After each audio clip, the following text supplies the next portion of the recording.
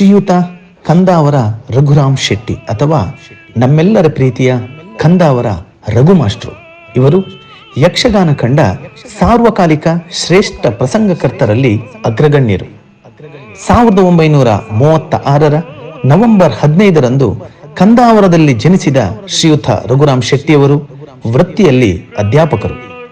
ಶಿಕ್ಷಕರಾಗಿ, ಮುಖ್ಯ ಶಿಕ್ಷಕರಾಗಿ 35 ವರ್ಷಗಳ ಕಾಲ ಸಾರ್ಥಕ ಸೇವೆಯನ್ನ ಶಿಕ್ಷಣ ಕ್ಷೇತ್ರಕ್ಕೆ ಸಲ್ಲಿಸಿದ ಕಂದಾವರದವರ ಸೇವೆ ಯಕ್ಷಗಾನ ಕ್ಷೇತ್ರಕ್ಕೂ ಸಲ್ಲಿಸಿದ್ದು ಬಹುಶಃ ಅದು ನಮ್ಮೆಲ್ಲರ ಪುಣ್ಯ. ಕವಿ ಮುದ್ದಣ್ಣನ ಸಾಹಿತ್ಯದಿಂದ ಪ್ರೇರೇಪಿತರಾಗಿ ಯಕ್ಷಗಾನದ ಛಂದಸ್ಸು ಹಾಗೂ ಮಟ್ಟುಗಳನ್ನು ಕಲಿತು ಯಕ್ಷಗಾನಕ್ಕೆ ಪ್ರಸಂಗಕರ್ತರಾಗಿ ಸೇವೆ ಸಲ್ಲಿಸಿದರು.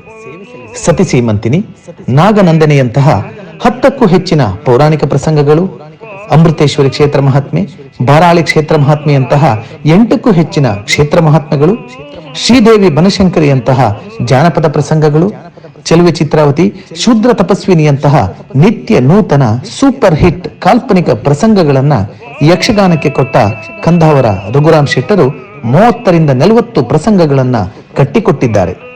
ಇವರು ಬರೆದ ಹಾರಾಡಿ ರಾಮಗಾಣಿಗರ ಜೀವನ ಚರಿತ್ರೆ ಯಕ್ಷಗಾನದ ಶ್ರೇಷ್ಠ ಕೃತಿಗಳಲ್ಲೊಂದು. ಡಾಕ್ಟರ್ ವೈ ಚಂದ್ರಶೇಖರ್ ಶೆಟ್ಟರ ಬಗೆಗಿನ ಸಂಸ್ಮರಣಾ ಗ್ರಂಥ ಪೂರ್ಣಚಂದ್ರ ಇವರ ಸಂಪಾದಿತ ಕೃತಿ. ಒಬ್ಬ ವೇಷಧಾರಿಯಾಗಿ, ತಾಳಮದ್ದಲೆಯ ಅರ್ಥಧಾರಿಯಾಗಿ, ಯಶಸ್ವಿ ಪ್ರಸಂಗಕರ್ತರಾಗಿ ಸರಿಸುಮಾರು 7 ದಶಕಗಳಿಂದ ಯಕ್ಷಗಾನವನ್ನ ಒಳ ಹೊರಗಿನಿಂದ ನೋಡಿರುವ ಅನುಭವಿ ಹಿರಿಯರು ಕಂದಾವರದವರು. ಸೀತಾನದಿ ಪ್ರಶಸ್ತಿ, ಯಕ್ಷ ಸಾಹಿತ್ಯ ಶ್ರೀ ಪ್ರಶಸ್ತಿ, ಕಲಾ ಸಾಧಕ ಪ್ರಶಸ್ತಿ, ಕವಿ ಮುದ್ದಣ್ಣ ಪ್ರಶಸ್ತಿ, ಸಕ್ಕಟ್ಟು ಪ್ರಶಸ್ತಿ ಮುಂತಾದವುಗಳು ಇವರು ಯಕ್ಷ ಸೇವೆಗೆ ಸಂದಂತಹ ಗೌರವಗಳು. ಈ ಹಿರಿಯರ ಅನುಭವದ ಸಾರದ ಸಾರಾಂಶವನ್ನ ತಮ್ಮೆದುರು ಪ್ರಚುರಪಡಿಸುವಂತಹ ಪ್ರಯತ್ನವೇ ಈ ಸಂದರ್ಶನ. ಇದೀಗ ನಿಮಗಾಗಿ.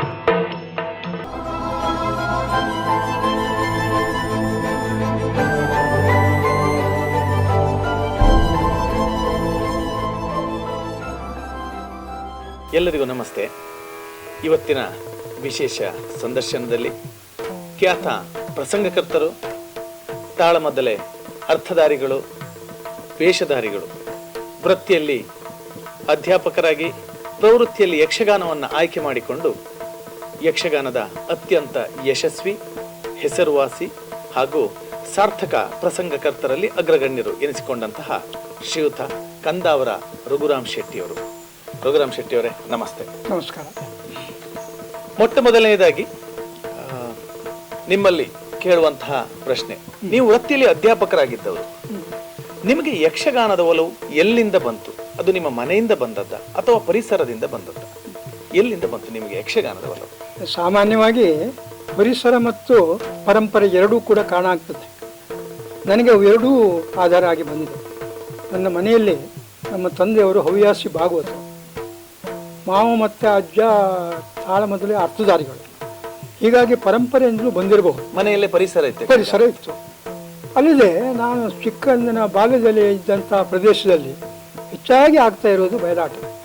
ಸೌಕೂರು ಮತ್ತು ಮಾಣಕಟ್ಟೆ ಮೇಳದ ಬಯಲಾಟ ಆಗ್ತಾ ಇತ್ತು. ಚಿಕ್ಕಂದಿನಿಂದ ಅದನ್ನೇ ನೋಡ್ತಾ ಬೆಳೆದವನಾದ್ರಿಂದ ಸಹಜವಾಗಿ ನನಗೆ ಯಕ್ಷಗಾನದಲ್ಲಿ ಒಂದು ಒಲವು ಮೂಡಿತು.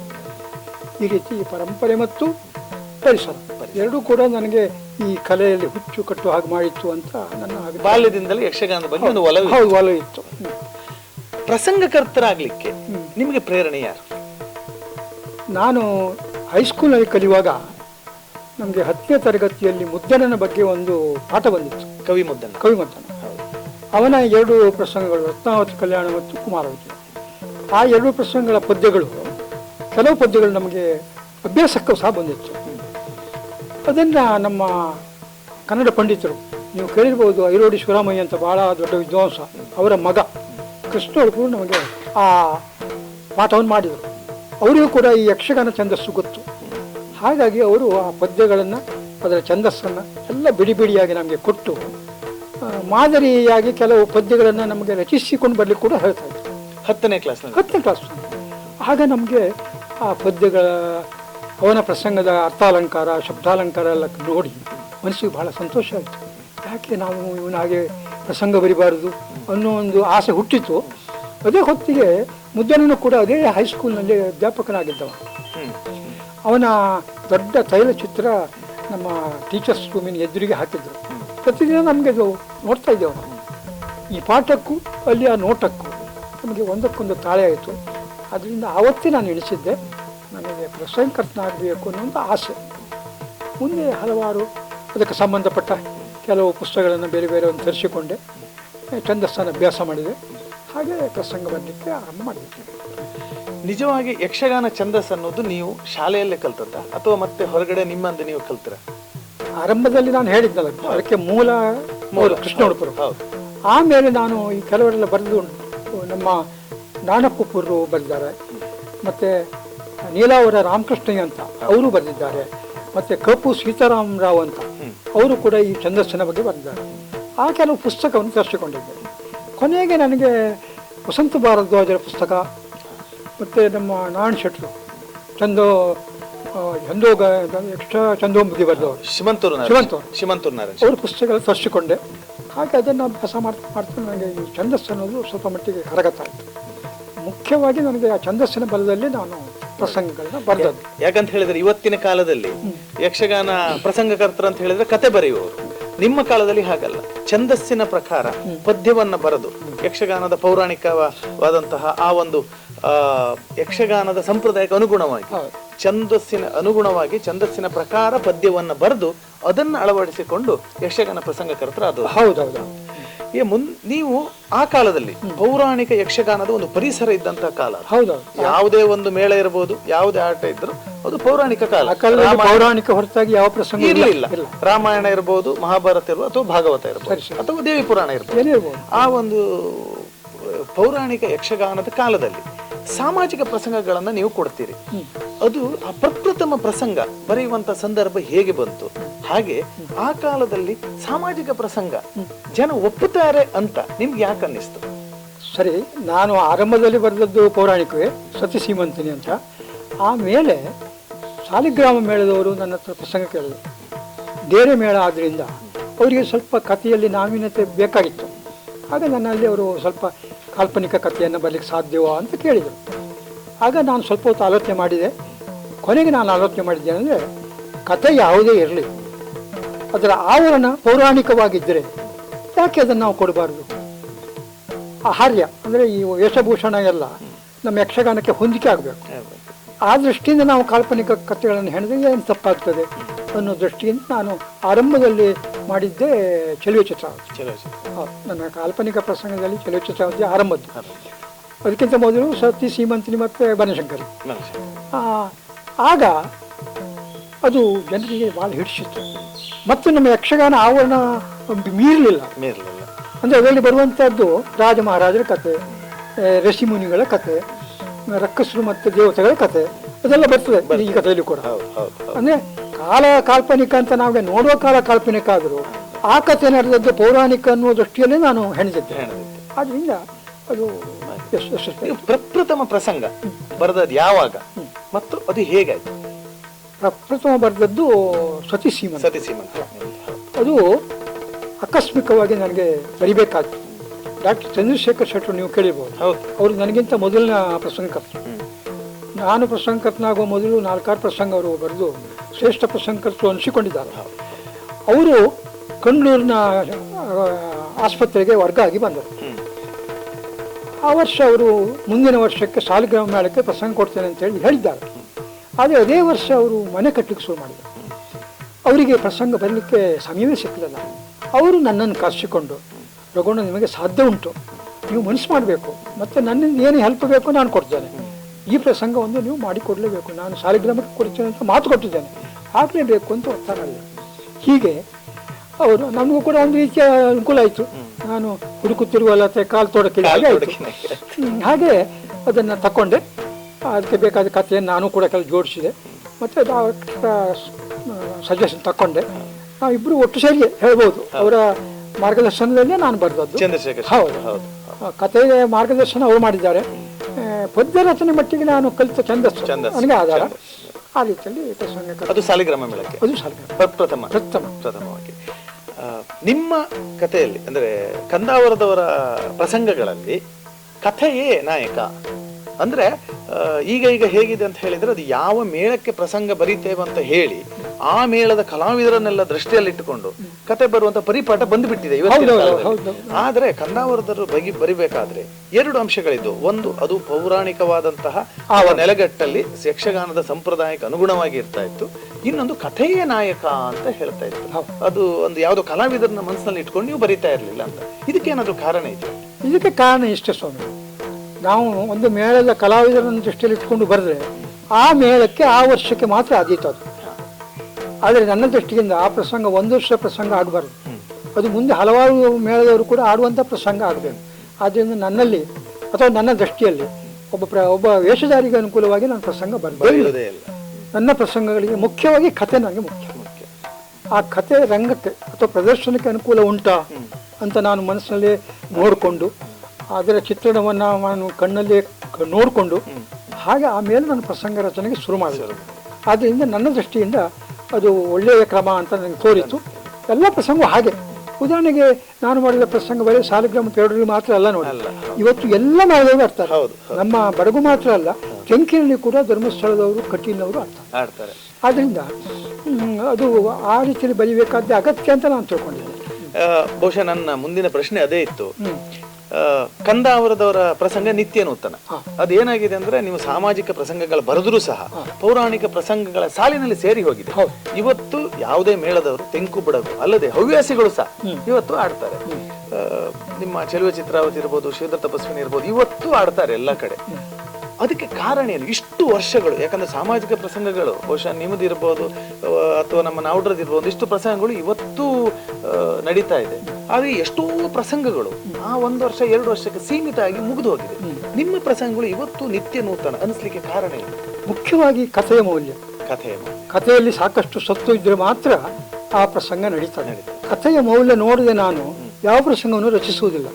ಉದಾಹರಣೆಗೆ ನಮ್ಮ ಶೂದ್ರ ಪ್ರಸಂಗ, ಅದು ನಮ್ಮ ಮಾಸ್ತಿ ವೆಂಕಟೇಶ ಅಯ್ಯಂಗಾರರ ಜ್ಞಾನಪೀಠ ಪ್ರಶಸ್ತಿ ಕೃತಿ ಚಕವೀರ ರಾಜೇಂದ್ರ ಅಂತ. ಆ ಕಥೆಯ ನೆರಳಿನಲ್ಲಿ ಬರ್ತದೆ. ಅದೇ ಕಥೆ ಅಲ್ಲ, ಅದರ ಒಂದು ಕೆಲವು ಥೀಮು, ಪ್ರೇರಣೆ ಆ ಪ್ರಸಂಗದ್ದು. ಅದು ಬಹಳ ಚಂದವಾದ ಕಥೆ. ಮತ್ತೆ ಜನರನ್ನ ಸೆರೆ ಹಿಡಿಯುವಂಥ ದೃಶ್ಯಾವಳಿಗಳಿದ್ದಾವೆ. ಆ ಕಥೆ ಆಯಿತು. ಮುಖ್ಯವಾಗಿ ನನ್ನ ದೃಷ್ಟಿಯಲ್ಲಿ ಕಥೆ ಮುಖ್ಯ. ಕಥೆಯಲ್ಲಿ ನಮ್ಮ ಯಕ್ಷಗಾನಕ್ಕೆ ಬೇಕಾದ ವೈವಿಧ್ಯಮಯ ವೇಷಗಳು ಬರಬೇಕು. ಮತ್ತೆ ಎಲ್ಲಕ್ಕಿಂತ ಮುಖ್ಯವಾಗಿ ಆ ಕಥೆಯನ್ನು ನಾನು ಪದ್ಯ ಬರೆಯುವಾಗ ಎಲ್ಲರಿಗೂ ಅರ್ಥ ಆಗುವಾಗ, ಕಲಾವಿದರಿಗಾಗಲಿ ಭಾಗವತರಿಗಾಗಲಿ ಕೇಳುವ ಪ್ರೇಕ್ಷಕರಿಗಾಗಲಿ ಅರ್ಥ ಆಗುವಾಗ ಸಾಧ್ಯವಾದಷ್ಟು ಸುಲಭ ಶೈಲಿಯಲ್ಲಿ ಬರೀತೇನೆ. ಈ ಎಲ್ಲದ ದೃಷ್ಟಿಯಿಂದ ನಾನು ಬರೆಯುವುದರಿಂದ ಬಹುಶಃ ಅದು ಸಕ್ಸಸ್ ಆಗಲಿಕ್ಕೆ ಮತ್ತು ಇಲ್ಲಿವರೆಗೆ ಉಳಿಲಿಕ್ಕೆ ಅದೇ ಕಾರಣ. ಕಂದಾವರ ಪ್ರಸಂಗದಲ್ಲಿ ಸಾಮಾಜಿಕ ಪ್ರಸಂಗ, ಕಾಲ್ಪನಿಕ ಕಥೆಗಳಾದರೂ ಸಹ ರಾತ್ರಿ ಒಂದು 3 ಗಂಟೆ 4 ಗಂಟೆ ಆದ್ಮೇಲೆ, ಯಕ್ಷಗಾನದಲ್ಲಿ ಹೇಳ್ತೀವಿ ಬೆಳಗಿನ ಜಾವ, ಅದಾದ್ಮೇಲೆ ಅಲ್ಲಿ ಹಾಸ್ಯಗಳಿಗೋ ಅಥವಾ ಶೃಂಗಾರಕ್ಕೋ ಹೆಚ್ಚಿನ ಪ್ರಾಶಸ್ತ್ಯಗಳು ಇರುವುದಿಲ್ಲ. ಪೌರಾಣಿಕ ಕಥೆಗಳು ಹೋದ ಹಾಗೆ ವೀರರಸಕ್ಕೋ ದುಃಖರಸಕ್ಕೋ ಪ್ರಾಧಾನ್ಯತೆ ಬರ್ತದೆ ಅಂತ ಹೇಳ್ತಾರೆ. ಇದು ಎಲ್ಲಾ ಪ್ರಸಂಗಗಳಲ್ಲೂ ಹೆಚ್ಚು ಕಮ್ಮಿ ಇದನ್ನೇ ನೀವು ಅನುಸರಿಸಿದ್ದೀರಾ ಅಥವಾ ಕೆಲವು ಕಥೆಗಳಲ್ಲಿ ಮಾತ್ರ? ಇಲ್ಲ, ಹೆಚ್ಚು ಸಾಮಾನ್ಯ ಮಟ್ಟಿಗೆ 100ಕ್ಕೆ 90 ಪ್ರಸಂಗದಲ್ಲಿ ಇದೇ ತತ್ವವನ್ನು ನಾನು ಇಟ್ಕೊಂಡಿದ್ದೇನೆ. ಈಗ ಕಥೆಯಲ್ಲಿ ಸನ್ನಿವೇಶ ಹೇಗೆ ಬರಲಿ, ನಾನು ಅದನ್ನು ಎಡಿಟಿಂಗ್ ಮಾಡುವಾಗ ಅಥವಾ ಕಥೆಯಲ್ಲಿ ಜೋಡಿಸುವಾಗ ಕೊನೆಯಲ್ಲಿ ವೀರರಸದ ಸನ್ನಿವೇಶ ಮತ್ತು ದುಃಖರಸದ ಸನ್ನಿವೇಶ ಬರುವ ಹಾಗೆ ನಾನು ಎಡಿಟಿಂಗ್ ಮಾಡ್ಕೊಳ್ತೇನೆ. ಯಾಕಂದರೆ ಬೆಳಗಿನ ಜಾವಕ್ಕೆ ಕಥೆ ಭಾಳ ಓಟದಲ್ಲಿ ಹೋಗಬೇಕು. ಆ ಓಟದಲ್ಲಿ ಹೋಗಬೇಕಾದ್ರೆ ವೀರರಸವೇ ಮುಖ್ಯ. ಆದರೆ ಬರೇ ವೀರರಸ ಆದರೆ ಪ್ರೇಕ್ಷಕರಿಗೆ ಅದು ಕೂಡ ಕೆಲವರಿಗೆ ಹೆಚ್ಚಾಗಬಹುದು. ಅದಕ್ಕಾಗಿ ಮಧ್ಯೆ ದುಃಖರಸ. ನಾನು ಹೆಚ್ಚಾಗಿ ನನ್ನ ಹೆಚ್ಚಿನ ಪ್ರಸಂಗದಲ್ಲಿ ದುಃಖರಸ ಮತ್ತು ವೀರರಸ ಬೆಳಗಿನ ಜಾವ. ಶೃಂಗಾರ ಹಾಸ್ಯ ಏನಿದ್ರು ಅದು ಆರಂಭದಲ್ಲಿ. ಇದು ನನ್ನ ಥೀಮ್. ಮತ್ತೆ ಹೆಚ್ಚಾಗಿ ಹಳೆಯ ಪ್ರಸಂಗದಲ್ಲಿ ಕೂಡ ಹಾಗೆ ಉಂಟು. ಹಿಂದಿನ ಕವಿಗಳು ಕೂಡ ಭಾಳ, ಅವರು ಕೂಡ ತುಂಬ ತಜ್ಞರು. ಅವರನ್ನೆಲ್ಲ ನೋಡಿಕೊಂಡು ಯಾವ ರಾಗ ಬೆಳಗಿನ ಜಾವಕ್ಕೆ, ಯಾವ ರಸ ಬೆಳಗಿನ ಜಾವಕ್ಕೆ ಅಂತೆಲ್ಲ ತೀರ್ಮಾನ ಮಾಡಿಕೊಂಡು ಬರೆದಿದ್ದಾರೆ. ಹಾಗೆ ನಾನು ಹೆಚ್ಚಿನ ಮಟ್ಟಿಗೆ ಅವರ ಆ ಥೀಮನ್ನು ಅನುಸರಿಸಿದ್ದೆ. ಅದು ಸಕ್ಸಸ್ ಆಗಿದೆ. ಒಂದು ಯಕ್ಷಗಾನ ಪ್ರಸಂಗಕರ್ತರಾಗಿ ಹೊಸ ಪ್ರಸಂಗಗಳು ನೀವು ಬರಿತಾ ಇದ್ರಿ. ಯಾವ ತರದ ಸಿದ್ಧತೆಗಳನ್ನ ನೀವು ಮೇಳದ ಜೊತೆ ಮಾಡ್ತಾ ಇದ್ರಿ ಅದು ಪ್ರದರ್ಶನಕ್ಕೆ ಹೋಗುವ ಮೊದಲು? ನಾನು ಯಾವ ಪ್ರಸಂಗ ಬರೆದ್ರು ಕೂಡ ಅದು ಪ್ರಯೋಗ ಆಗುವ ಮೊದಲು 1 ಅಥವಾ 2 ತರಬೇತಿ ಕೊಡ್ತೇನೆ. ನಾನು ಯಾವ ಕಲ್ಪನೆ ಇಟ್ಟು ಆ ಕತೆ ಬರೆದಿದ್ದೇನೆ. ನನ್ನ ಮುಖ್ಯ ಉದ್ದೇಶ ಏನು, ಆ ಕಥೆಯ ಮುಖ್ಯ ಸಾರಾಂಶ ಮತ್ತು ಆಶಯ ಇದೇನೆಂಬುದನ್ನು ಕಲಾವಿದರಿಗೆ ಸ್ಪಷ್ಟವಾಗಿ ಹೇಳ್ತಾನೆ. ಮತ್ತು ಕ್ಲಿಷ್ಟವಾಗಿ ಎಲ್ಲಾದರೂ ಪದ್ಯಗಳಿದ್ದರೆ ಆ ಕ್ಲಿಷ್ಟ ಪದ್ಯಗಳ ಅರ್ಥವನ್ನು ಕೂಡ ಹೇಳಿಕೊಡ್ತಾನೆ. ಮತ್ತು ಕಲಾವಿದನು ತನ್ನ ಪಾತ್ರವನ್ನು ಹೇಗೆ ಕೊಂಡು ಹೋಗಬೇಕು, ಪಾತ್ರದ ನಡೆ ಮತ್ತು ಅದರ ಕ್ಯಾರೆಕ್ಟರ್ ಅದನ್ನು ಕೂಡ ಬಿಡಿಸಿ ಹೇಳ್ತಾನೆ. ಆ ರೀತಿಯಲ್ಲಿ ನನಗೆ ಸಾಧ್ಯವಾದಷ್ಟು ಅಂದರೆ ನಾನು ತಿಳಿದಷ್ಟು ಅವರಿಗೆ ಈ ದಾರಿ ಎರಿತಾರೆ. ಒಳ್ಳೆಯ ಕಲಾವಿದರು ಅಥವಾ ಒಳ್ಳೆಯ ಪ್ರಾಜ್ಞರಾದವರು ಅದನ್ನು ಅನುಸರಿಸಿದ್ದಾರೆ. ಹೆಚ್ಚೇನು ಶ್ರೀಯಾರ ಮಂಜುನಾಯಕರು ದೊಡ್ಡ ವೇಷದ ಮತ್ತು ಒಳ್ಳೆಯ ಅನುಭವಿಸ್ತಾವ. ಹಾಗೆ ಗೆಲವಳ್ಳಿ ಅಕ್ಷರಸ್ಥನಾಗಿದ್ದು ಅನುಭವಿ. ಹಾಗೆ ಇನ್ನಿತರ ಹಲವಾರು ಕಲಾವಿದರು ನನ್ನ ಪ್ರಸಂಗದ ಆದಿಯಿಂದ ಇದ್ದರು. ಅವರಿಗೆಲ್ಲ ನಾನು ಕೊಟ್ಟ ಸೂಚನೆ ಬಹಳ ಸೂಕ್ತವಾಗಿ ಅನುಕರಣೆ ಮಾಡಿದ್ದಾರೆ. ಒಬ್ಬರಿಬ್ಬರು ಕಲಾವಿದರು ಸ್ವಲ್ಪ ತಪ್ಪಿ ನಡೆದಿರ್ಬೋದು, ಅದು ಬಿಡಿ, ಪ್ರತಿಯೊಂದು ಕ್ಷೇತ್ರದಲ್ಲೂ ಇದ್ದದ್ದೇ.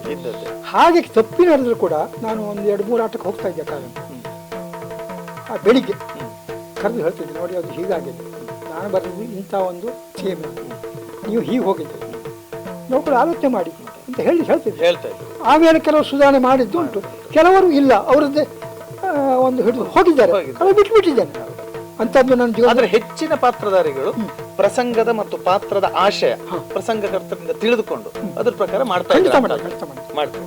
ಮತ್ತೆ ಕಂದಾವರದವರು ಬರೆದ ಪ್ರಸಂಗಗಳು ಅಥವಾ ನಿಮ್ಮ ಕೃತಿಗಳು ಅದು ಭಾಗವತರಿಗೆ ಬಾರಿ ಅನುಕೂಲವಾಗಿರ್ತಾ ಇತ್ತಂತೆ. ಮೊನ್ನೆ ಒಂದು ಕಡೆ ದಾರೇಶ್ವರರು ಹೇಳ್ತಾ ಇದ್ರು, ನಮಗೆ ತುಂಬಾ ಸ್ವಾತಂತ್ರ್ಯ ಕೊಡ್ತಾ ಇದ್ರು ಕಂದಾವರದವರು. ಮತ್ತೆ ಕಂದಾವರದವರ ಕೃತಿಗಳಂತ ಹೇಳಿದ್ರೆ ಅದನ್ನು ಪ್ರಸ್ತುತಿ ಮಾಡಲಿಕ್ಕೆ ಬಾರಿ ಈಸಿ ಆಗ್ತಾ ಇತ್ತು. ಆ ಥರದ್ದು ಒಂದು ನೀವೊಂಥರ ಭಾಗವತರ ಅತ್ಯಂತ ಅಚ್ಚುಮೆಚ್ಚಿನ ಪ್ರಸಂಗಕರ್ತರಾಗಿದ್ದರಂತೆ. ನೀವು ಬರೆದಂಥ ಪದ್ಯಗಳು ಅದು ಭಾಗವತರಿಗೆ ಹಾಡಲಿಕ್ಕೂ ಸಹ ಸುಲಭ ಆಗ್ತಾ ಇತ್ತಂತೆ. ಇದು ಕಾರಣಗಳೇನಾದರೂ ಇತ್ತ? ಕಾರಣ ಆರಂಭದಲ್ಲಿ ನಾನು ಇಟ್ಟುಕೊಂಡ ಧ್ಯೇಯೋದ್ದೇಶವೇ ಅದು, ಹಾಡುವವರಿಗೆ ಸುಲಭವಾಗಿ ಅರ್ಥ ಮಾಡಿಕೊಳ್ಳುವ ಹಾಗೆ ಮತ್ತು ವೈವಿಧ್ಯಮಯವಾದ ರಾಗವನ್ನು ಜೋಡಿಸಲಿಕ್ಕೆ ತಾಳವನ್ನು ಉಪಯೋಗಿಸಲಿಕ್ಕೆ ಅನುಕೂಲವಾಗುವ ಹಾಗೆ ನಾನು ಬರೆದಿದ್ದೇನೆ. ಇದಕ್ಕೆಲ್ಲ ಮೂಲ ಕಾರಣ ನಮ್ಮ ದಿವಂಗತ ಕಾಳಿಂಗನವರು. ನನ್ನ ಪ್ರಥಮ ಪ್ರಸಂಗ ಸಿಕ್ಕಿದ್ದು ಕಾಳಿಂಗನವರು, ಸತ್ಯಸೀಮಂತ. ಆಗ ಅವರು ನಾವು ಮೊದಲೇ ಆಟ ಆರಂಭ ಆಗುವ ಮೊದಲೇ 1-2 ದಿವಸ ಅದರ ಬಗ್ಗೆ ಡಿಸ್ಕಷನ್ ಮಾಡಿದ್ದೇವೆ. ಅವ್ರು ಹೇಳ್ತಾ ಇದ್ರು, ನೋಡಿ ಮಾಸ್ಟರ್, ಇದು ಇಲ್ಲಿ ಹಾಕಿದ ಪದ್ಯ ಭಾಳ ಚೆಂದ ಉಂಟು ಅಂತ ಕೆಲವು ಹೇಳಿದರು. ಮತ್ತು ಮುಂದಿನ ಪ್ರಸಂಗಕ್ಕೆ ಅವರೇ ನಿರ್ದೇಶನ ಮಾಡಿದರು, ಇಂತಿಂಥ ಪಾತ್ರಗಳಿಗೆ ಇಂತಿಂಥ ನಡೆಯ ಪದ್ಯಗಳನ್ನು ಹಾಕಿ, ಇಂಥ ಛಂದಸ್ಸಿನ ಪದ್ಯ ಹಾಕಿ, ಇಂಥ ಸಾಹಿತ್ಯ ಉಪಯೋಗಿಸಿ. ಅವರು ಚಿಕ್ಕ ಪ್ರಾಯದಲ್ಲಿ ನನಗಿಂತ ಕಿರಿಯರಾದರು, ಅನುಭವದಲ್ಲಿ ನನಗಿಂತ ಹಿರಿಯರು. ಯಾವ ಕಾಲಕ್ಕೂ ಸತ್ಯ. ಹಾಗೆ ಅವರು ಕೊಟ್ಟಂಥ ಒಂದು ಸೂಚನೆಗಳು ನನಗೆ ನಿಜವಾಗಿ ಇಲ್ಲಿಯವರೆಗೂ ಅದು ನನಗೆ ದಾರಿದೀಪವಾಗಿ ಬಂದಿದೆ. ಮುಖ್ಯವಾಗಿ ಕಾಳಿಂಗನವರು ನನಗೆ ಆ ಎಲ್ಲ ಥೀಮನ್ನು ಹೇಳಿಕೊಟ್ಟು. ಕಾಳಿಂಗನವರು ಮತ್ತೆ ಕಂದಾವರದವರು ಒಳ್ಳೆ ಸ್ನೇಹಿತರು, ಅದು ನಿಮ್ದೊಂದು ಕಾಂಬಿನೇಷನ್ ಇತ್ತು ಅಂತ ಯಕ್ಷಗಾನದಲ್ಲಿ ಇವತ್ತು ಹೇಳ್ತಾರೆ. ನಿಮ್ಮ ಅವರ ವೈಯಕ್ತಿಕ ಸ್ನೇಹ ಹೇಗಿತ್ತು? ತುಂಬ ಉಂಟು ಸ್ವಾಮಿ. ಅದನ್ನು ಹೇಳಲಿಕ್ಕೆ ಹೋದರೆ ಆ ಕಾಳಿಂಗನವ್ರ ಹೆಸರು ಹೇಳುವಾಗಲೇ ನನಗೆ ಒಂದು ರೀತಿಯ ಉಮ್ಮಳ ಬರ್ತದೆ, ದುಃಖ ಬರ್ತದೆ. ಯಾಕಂದರೆ ನನ್ನನ್ನು ಅವರು ಒಬ್ಬ ಪ್ರಸಂಗಕರ್ತನಾಗಿ ನೋಡಲಿಲ್ಲ, ಒಬ್ಬ ಹಿರಿಯ ಅಣ್ಣನಾಗಿ ಕಂಡರು. ನಾನು ಆಟಕ್ಕೆ ಹೋದಾಗ ಒಳ್ಳೆ ಕಲಾವಿದರು ರಘು ಮಾಸ್ಟರ್ ಅಂತ ಕರಿತಿದ್ರು, ಆದರೆ ಅವರು ಹಾಗೆ ಕರಿತಿರಲಿಲ್ಲ, ರಘುಣ್ಣ ಅಂತ ಕರೆಯುತ್ತಾರೆ. ಅಷ್ಟು ಒಂದು ಅನ್ಯೋನ್ಯತೆ, ಅಷ್ಟೊಂದು ವಾತ್ಸಲ್ಯ ನನ್ನ ಬಗ್ಗೆ ಇತ್ತು. ಹೆಚ್ಚೇನು ಸ್ವಾಮಿ, ಅವ್ರ ಮನೆಗೆ ನಾನು ಹೋದರೆ ಅವರು ಊಟಕ್ಕೆ ಹೊರಗೆ ನನಗೊಂದು ಎಡೆ ಹಾಕ್ತಾಯಿದ್ರು, ಪಕ್ಕದಲ್ಲಿ ಅವರೊಂದು ಎಡೆ ಹಾಕ್ಕೊಂಡು ಊಟ ಮಾಡಿದ್ರು. ಅವ್ರ ತಂದೆ ಕರಿಯೋದು, ಮಣಿ ನೀ ಬಾ ಮಾರೆ, ಒಳಗೆ ಬಾ ಮಾರೆ. ಅವರು ಎಲೆ ಕೈ ಹಾಕ್ತಾರ, ನೀನು ಈಚೆ ಬಾ. ಅವರು ಅಪ್ಪನಿಗೆ ಜೋರು ಮಾಡ್ತಿದ್ರು. ನಾನು ಭಾಗವತ, ಅವರು ಪ್ರಸಂಗಕರ್ತರು, ಆಯಿತು ಒಂದೇ ಮಟ್ಟದವರು, ನಾವು ಒಟ್ಟಿಗೆ ಊಟ ಮಾಡ್ತೇವೆ, ನಿಮ್ಗೆ ಯಾಕೆ ತಲೆ ಬಿಸಿ ಅಂದರೆ ಊಟ ಮಾಡುವಾಗಲೂ ಅವರೊಟ್ಟಿಗೆ ಇರಬೇಕು. ಸ್ವಲ್ಪ ಹೊತ್ತು ಅಷ್ಟು ತಗೊಳ್ಳಿಕ್ಕೆ ನನಗೊಂದು ಚಾಪೆ ಹಾಕಿ ಕೊಟ್ಟರೆ ಅದ್ರ ಪಕ್ಕದಲ್ಲಿ ಅವರು ಚಾಪೆ ಹಾಕೊಳ್ಬೇಕು. ಆಟಕ್ಕೆ ಹೋದರೆ ಅವರು ಮಲಗುವ ಚಾಪೆ ಪಕ್ಕದಲ್ಲಿ ನನಗೊಂದು ಚಾಪೆ ಹಾಕಿ ಕೊಡಿ ಮಾಸ್ಟರ್ ಅಂತಿದ್ರು. ಅಷ್ಟು ಒಂದು ನನ್ನ ಬಗ್ಗೆ ಗೌರವ, ನನಗೂ ಅವ್ರ ಬಗ್ಗೆ ಹಾಗೆ ನನ್ನಂಥ ಒಬ್ಬ ಒಡ ಹುಟ್ಟಿದ ತಮ್ಮನಷ್ಟು ವಾತ್ಸಲ್ಯ. ಹೀಗಾಗಿ ಅವರ ಬಾಂಧವ್ಯ ಇತರ ನಮ್ಮ ಯಕ್ಷಗಾನ ವಲಯದಲ್ಲಿ ಅಷ್ಟು ನಿಕಟವಾಗಿ ಅಷ್ಟು ಗಟ್ಟಿಯಾಗಿ ಬೆಳೆದದ್ದು ಯಾರದಿಲ್ಲ. ಹಾಗಂತ ಎಲ್ಲರೂ ನನಗೆ ಬೇಕಾದವರು, ಎಲ್ಲ ಕಲಾವಿದರಿಗೂ ನಾನು ಬೇಕಾದವನೇ. ಉದಾಹರಣೆಗೆ ನೀವಾಗ ಹೇಳಿದೆ ದಾರೇಶ್ವರ, ಅವರು ಕೂಡ ಹಾಗೆ ತುಂಬ ಹೇಳ್ತಾ ಇದ್ರು. ಪದ್ಯಕ್ಕೆ ನನಗೆ ಪದ್ಯದ ಮಟ್ಟಿಗೆ ಮಾತಿಲ್ಲ ಮಾಸ್ಟರ್, ಪದ್ಯದ ಮಟ್ಟಿಗೆ ಮಾತಿಲ್ಲ ಅಂತ. ಅದೇ ಮುಖ್ಯ ಕಾರಣ ಇಷ್ಟೇ. ನಾನು ಕೂಡ ಅವರ ನಾಡಿಯನ್ನು ಹಿಡಿದು ಛಂದಸ್ ಹಾಕ್ತಿದ್ದೆ, ಹ್ಮ್. ಯಾವ್ಯಾವ ಕಡೆಯಲ್ಲಿ ಯಾವ್ಯಾವ ಛಂದಸ್ ಹಾಕಬೇಕು. ಇದಕ್ಕೆಲ್ಲ ನಮಗೆ ಪ್ರೇರಣೆ ಕೊಟ್ಟವರು ಕಾಳಿಂಗರಾವ್. ಕೆಲವು ಹೇಳಿದ್ರು ಇಂಥಲ್ಲಿ ಇದು ಹಾಕಿ. ಒಂದು ಪ್ರಸಂಗ ಆದಮೇಲೆ ಅವ್ರು ಹೇಳ್ತಾ ಇದ್ರು. ಹಾಗಾಗಿ ನಾನು ಪ್ರಸಂಗ ಮತ್ತೆ ಬರೆಯುವಾಗ ಪ್ರತಿ ಪ್ರಸಂಗ ಬರೆಯುವಾಗ ಕೇಳ್ಕೊಂಡು ಇಲ್ಲಿ ಏನು ಹಾಕಲಿ ಸ್ವಾಮಿ, ಇಲ್ಲಿ ಏನು ಹಾಕಲಿ ಸ್ವಾಮಿ ಅಂತ ಕೇಳಿ ಬರ್ತದೆ ಅವರಿರುವವರೆಗೆ. ವಯಸ್ಸಿನಲ್ಲಿ ಚಿಕ್ಕವರಾದ್ರು ರಂಗದ ನಡೆಗಳಲ್ಲಿ ಅದ್ಭುತ ಅದ್ಭುತ ಅದ್ಭುತ ಅಂತ ಒಂದು ಕೇಳಿದಂತ. ಕಳೆದ 7 ದಶಕಗಳಿಂದ ನೀವು ಯಕ್ಷಗಾನ ಹತ್ತಿರದಿಂದ ನೋಡಿದ್ದೀರಿ. ನೀವು ಪಾತ್ರಗಳನ್ನ ಮಾಡ್ತಾ ಇದ್ರಿ, ತಾಳಮದ್ಲೆ ಅರ್ಥಗಳನ್ನು ಹೇಳ್ತಾ ಇದ್ರಿ, ಮತ್ತೆ ಪ್ರಸಂಗಕರ್ತರಾಗಿ ದೊಡ್ಡ ದೊಡ್ಡ ಮೇಳದವ್ರ ಜೊತೆ ಕಲಾವಿದರ ಜೊತೆ ನೀವು ಒಡನಾಡಿದವರು. ಈ ಕಳೆದ ಒಂದು 7 ಅಥವಾ 6-7 ದಶಕಗಳಲ್ಲಿ ಯಕ್ಷಗಾನದಲ್ಲಿ ಆದಂತಹ ಬದಲಾವಣೆಗಳು, ರೂಪಾಂತರಗಳನ್ನ ನೀವು ಹೇಳ್ತೀರಾ. ಪ್ರದರ್ಶನದಲ್ಲಿರ್ಬೋದು, ವೇಷಭೂಷಣದಲ್ಲಿರ್ಬೋದು, ಪ್ರಸಂಗದ ನಡೆಗಳಲ್ಲಿರ್ಬೋದು, ಎಂತಹ ಬದಲಾವಣೆಗಳು ಯಕ್ಷಗಾನದಲ್ಲಿ ಆಗಿದೆ? ಒಂದೇ ಮಾತಿನಲ್ಲಿ ಹೇಳುವುದಾದರೆ, ಮೊದಲಿನ ಯಕ್ಷಗಾನ ಮಾತಿರಲಿ, ಕುಣಿತ ಇರಲಿ, ಅಭಿನಯ ಇರಲಿ, ಎಲ್ಲ ಒಂದು ಹಿತಮಿತದವಾಗಿ ನಡೀತಾ ಇದೆ. ಎಷ್ಟು ಬೇಕೋ ಅಷ್ಟು, ಎಷ್ಟು ಬೇಕೋ ಅಷ್ಟು. ಆ ಪದ್ಯಕ್ಕೆ ಎಷ್ಟು ಬೇಕೋ ಅಷ್ಟು ಕುಣಿತ, ಅಷ್ಟು ಅಭಿನಯ, ಅಷ್ಟು ಅರ್ಥ. ನಿಜವಾಗಿ ಸ್ವಾಮಿ ಆಟದಲ್ಲಿ ಹೆಚ್ಚು ಅರ್ಥ ಹೇಳಬಾರ್ದು. ಯಾಕಂದರೆ ಭಾಗವತ ಹೇಳೋ ಪದ್ಯ ಹೇಳುವಾಗಲೇ ಗೊತ್ತಾಗ್ತದೆ ಪ್ರೇಕ್ಷಕರಿಗೆ ಆ ಪದ್ಯದ ಭಾವ ಏನು. ಆಮೇಲೆ ಅಭಿನಯ ಮಾಡಿ ತೋರಿಸುವಾಗಲೂ ಅರ್ಥ ಆಗ್ತದೆ. ಮತ್ತೆ ಪುನಃ ಅದನ್ನು ವಿಸ್ತಾರ ಮಾಡಿ ಹೇಳುವಂಥ ಅಗತ್ಯ ಇಲ್ಲ. ಮುಂಚಿನ ಹೆಚ್ಚಿನ ಆಟಗಳಲ್ಲಿ ನಾನು ಕಂಡ ಪ್ರಕಾರ ಸಾಧಾರಣ ಒಂದು 25-30 ವರ್ಷದವರೆಗೆ ಹಿತಮಿತ, ಎಲ್ಲದರಲ್ಲಿ ಹಿತಮಿತ. ಭಾಗವತ ಹಾಡುವಿಕೆಯಲ್ಲೂ ಇರ್ಬೋದು, ಅಥವಾ ವೇಷಧಾರಿಗಳ ಕುಣಿತ ಇರ್ಬೋದು, ಅವರ ಅಭಿನಯ ಇರ್ಬೋದು, ಅದೆಲ್ಲ ಹಿತಮಿತವಾಗಿ ಎಷ್ಟು ಬೇಕೋ ಅಷ್ಟು, ಎಷ್ಟು ಬೇಕೋ ಅಷ್ಟಿತ್ತು. ಆದ್ದರಿಂದ ಯಾವ ಒಂದು ಸನ್ನಿವೇಶವು ಬೋರ್ ಆಗ್ತಿಲ್ಲ. ಈಗ ಏನಾಗಿದೆ ಅಂದರೆ ಎಲ್ಲ ಮಿತಿ ಮೀರಿದೆ ನನ್ನ ದೃಷ್ಟಿಯಲ್ಲಿ. ಹೌದಪ್ಪ. ಉದಾಹರಣೆಗೆ ಉತ್ತರ ಕನ್ನಡದವರು ಕೇಳಿದರೆ ನಮ್ಮ ಪ್ರಾದೇಶಿಕವಾಗಿ ಬಂದದ್ದೇ ಹಾಗೆ, ನಾವು ಹಾಗೆ ಮಾಡಬೇಕಾಗ್ತದೆ, ಹಾಗೆ ಮಾಡಿದರೆ ನಮ್ಮ ಪ್ರೇಕ್ಷಕರು ಒಪ್ಪುವುದಿಲ್ಲ ಅಂತ ಹೇಳ್ತಾರೆ. ಅದು ಬೇರೆ, ಅವರಿಗಾಗಿ ಬಿಡುವ. ನನ್ನ ದೃಷ್ಟಿಯಲ್ಲಿ ಆಟದ ಮಟ್ಟಿಗೆ ಯಾವುದು ಅತಿರೇಕ ಆಗಬಾರ್ದು. ಈಗ ಒಬ್ಬನ ಕುಣಿತದ ಪ್ರಾವೀಣ್ಯ ತೋರಿಸ್ಬೇಕಾದ್ರೆ ಏನೋ ಇಡೀ ಬೆಳಗಾಗೋದ್ರೊಳಗೆ 1-2 ಪದ್ಯಕ್ಕೆ ತೋರಿಸ್ಬೇಕು. ಈಗ ಹಾಗಲ್ಲ, ಪ್ರತಿ ಪದ್ಯಕ್ಕೂ 5-10 ಸಾರಿ ಕುಣಿದು, ಪ್ರತಿ ಪದ್ಯವನ್ನು 8-10 ಸಾರಿ ಪರಿವರ್ತನೆ ಮಾಡಿ, ಅದಕ್ಕೆ ಅಭಿನಯ ಮಾಡಿ, ಅದು ಬಹಳ ನಮಗೆ ಪ್ರೇಕ್ಷಕನಿಗೆ ಬೋರ್ ಆಗ್ತದೆ. ಅದರಿಂದ ಈ ಅತಿರೇಕ ನನಗೆ ಹಿಡಿಸೋದು. ಹಿಂದಿನ ಆಟದಲ್ಲಿ ಅತಿರೇಕ ಇರಲಿಲ್ಲ. ಉದಾಹರಣೆಗೆ ಎಷ್ಟೋ ನಾನು ಕಲಾವಿದರ ಬಗ್ಗೆ ಹೇಳ್ಬೋದು. ಈಗ ವೀರಭದ್ರ ನಾಯಕರು, ಅವರು ಒಳ್ಳೆ ಕುಣಿತಗಾರ, ಯಕ್ಷಗಾನದ ದಶಾವತಾರಿ, ಒಳ್ಳೆ ಕುಣಿತಗಾರ. ಅವರಿಗೆ ಗೊತ್ತಿಲ್ಲದ ವಿದ್ಯೆ ಇಲ್ಲ, ಯಾವುದು ಕುಣಿತ ಇಲ್ಲ, ಮತ್ತು ಗೊತ್ತಿಲ್ಲದ ಪುರಾಣ ಇಲ್ಲ. ಆದರೆ ಅವನ ಪಾತ್ರದಲ್ಲಿ ಅವನು ಅಷ್ಟು ಅಚ್ಚುಕಟ್ಟಾಗಿ ತೋರಿಸ್ತಾನೆ. ಇಡೀ ಜೋಸರ ಬೆಳಗಾಗುವರೆ 1-2 ಪದ್ಯಕ್ಕೆ ಮಾತ್ರ ಚೆನ್ನಾಗಿ ಒಂದು 5-6 ದಸ್ತು ಹಾಕಿ ಕುಣಿದ ತೋರಿಸಲಿಕ್ಕೆ, ಮತ್ತೆ ಮಾಡಲಿಕ್ಕೆ. ಅದೇ ಹಿಂದಿನ ಆಟದಲ್ಲಿ ಮಿತಿ ಇತ್ತು, ಈಗಿನ ಆಟದಲ್ಲಿ ಮಿತಿ ಮೀರಿದೆ. ಇದೇ ವ್ಯತ್ಯಾಸ. ನೀವು ತಾಳಮದ್ಲೆಯಲ್ಲಿ ಅರ್ಥಧಾರಿಗಳಾಗಿ ಕುಳಿತುಕೊಳ್ತಾ ಇದ್ರಿ. ಆ ದಿನಗಳನ್ನು ಸ್ವಲ್ಪ ನೆನಪು ಮಾಡ್ತೀರಾ? ಎಲ್ಲೆಲ್ಲಿ ನೀವು ತಾಳಮದ್ಲೆಯಲ್ಲಿ ಅರ್ಥಧಾರಿಗಳು ಹೋಗಿದ್ರಿ, ಅಲ್ಲಾದಂತಹ ಕೆಲವು ಘಟನೆಗಳನ್ನು ನೀವು ಮೆಲುಕು ಹಾಕೋದಿದ್ರಿ? ನಿಮಗೆ ಆರಂಭದ ಒಂದು ಕಥೆಯನ್ನು ಹೇಳ್ತಾನೆ, ಬಹಳ ಸ್ವಾರಸ್ಯ ಉಂಟು. ಆ ಕಾಲದಲ್ಲಿ ಒಬ್ಬ ಪ್ರಸಿದ್ಧ ಅರ್ಥಧಾರಿಗಳು ಕೂರಾಡಿ ತೇಜಪ್ಪ ಹೆಗಡೆ ಅಂತ ನಮ್ಮ ಕಡೆ, ಅವರು ಅವರದೇ ಒಂದು ಕೂಟ ಕಟ್ಟಿಕೊಂಡು ಒಂದು ತಾಳಮದ್ಲೆಗೆ ಬರ್ತೇನೆ ಅಂತ ಮಾತು ಕೊಟ್ಟದ್ದು. ನಾನೊಬ್ಬ ಸಾಮಾನ್ಯ ಪ್ರೇಕ್ಷಕನಾಗಿ ಆ ಕೂಟಕ್ಕೆ ಹೋದದ್ದು. ಏನೋ ಒಂದು ಕಾರಣದಿಂದ ಬಹುಶಃ ಅವರಿಗೆಲ್ಲ ವೆಹಿಕಲ್ ಸಿಕ್ಕದಿದೆ, ಅದರಲ್ಲಿ ಯಾರೂ ಬಂದಿಲ್ಲ. ಟೇಪ್ ಹೆಡ್ರ್ ಒಬ್ಬರು ಬಂದಿದ್ದರು, ಮತ್ತು ಯಾರೂ ಬಂದಿಲ್ಲ. ಆಗ ತಾಳಮದ್ಲೆ ಮಾಡುವಂಥ ಒಬ್ಬ ವ್ಯಕ್ತಿ ಇದ್ದಾರೆ, ಬೇಡ ಒಳ್ಳೆ ವ್ಯಕ್ತಿಗಳು. ಅವ್ರು ಏನು ಮಾಡೋದಪ್ಪ, ಇಷ್ಟು ಜನ ಸೇರಿದ್ದಾರೆ, ತಾಳಮದ್ಲೆ ಮಾಡುವ ಬೇಡವಾ ಅಂತ. ಆ ದಿವಸ ಬಂದ ಭಾಗವತರು ಅಂಪಾರ್ ಕೃಷ್ಣ ವೈದ್ಯರು ಅಂತ ಕೇಳಿದ್ದೇನೆ. ಆಗ ಅವರು ಕೂಡ ಎಂತ ಮಾಡೋದಪ್ಪ ಯಾರೋ ಒಬ್ಬರು ಹೇಳಿದರು. ಅಲ್ಲಿ ಒಬ್ಬರು ಕಂದಾವರ ಮಾಸ್ಟ್ರು ಬಂದಿದ್ದಾರೆ, ಕಣ್ಣೂರು ಶಾಲೆ ಮಾಸ್ಟ್ರು.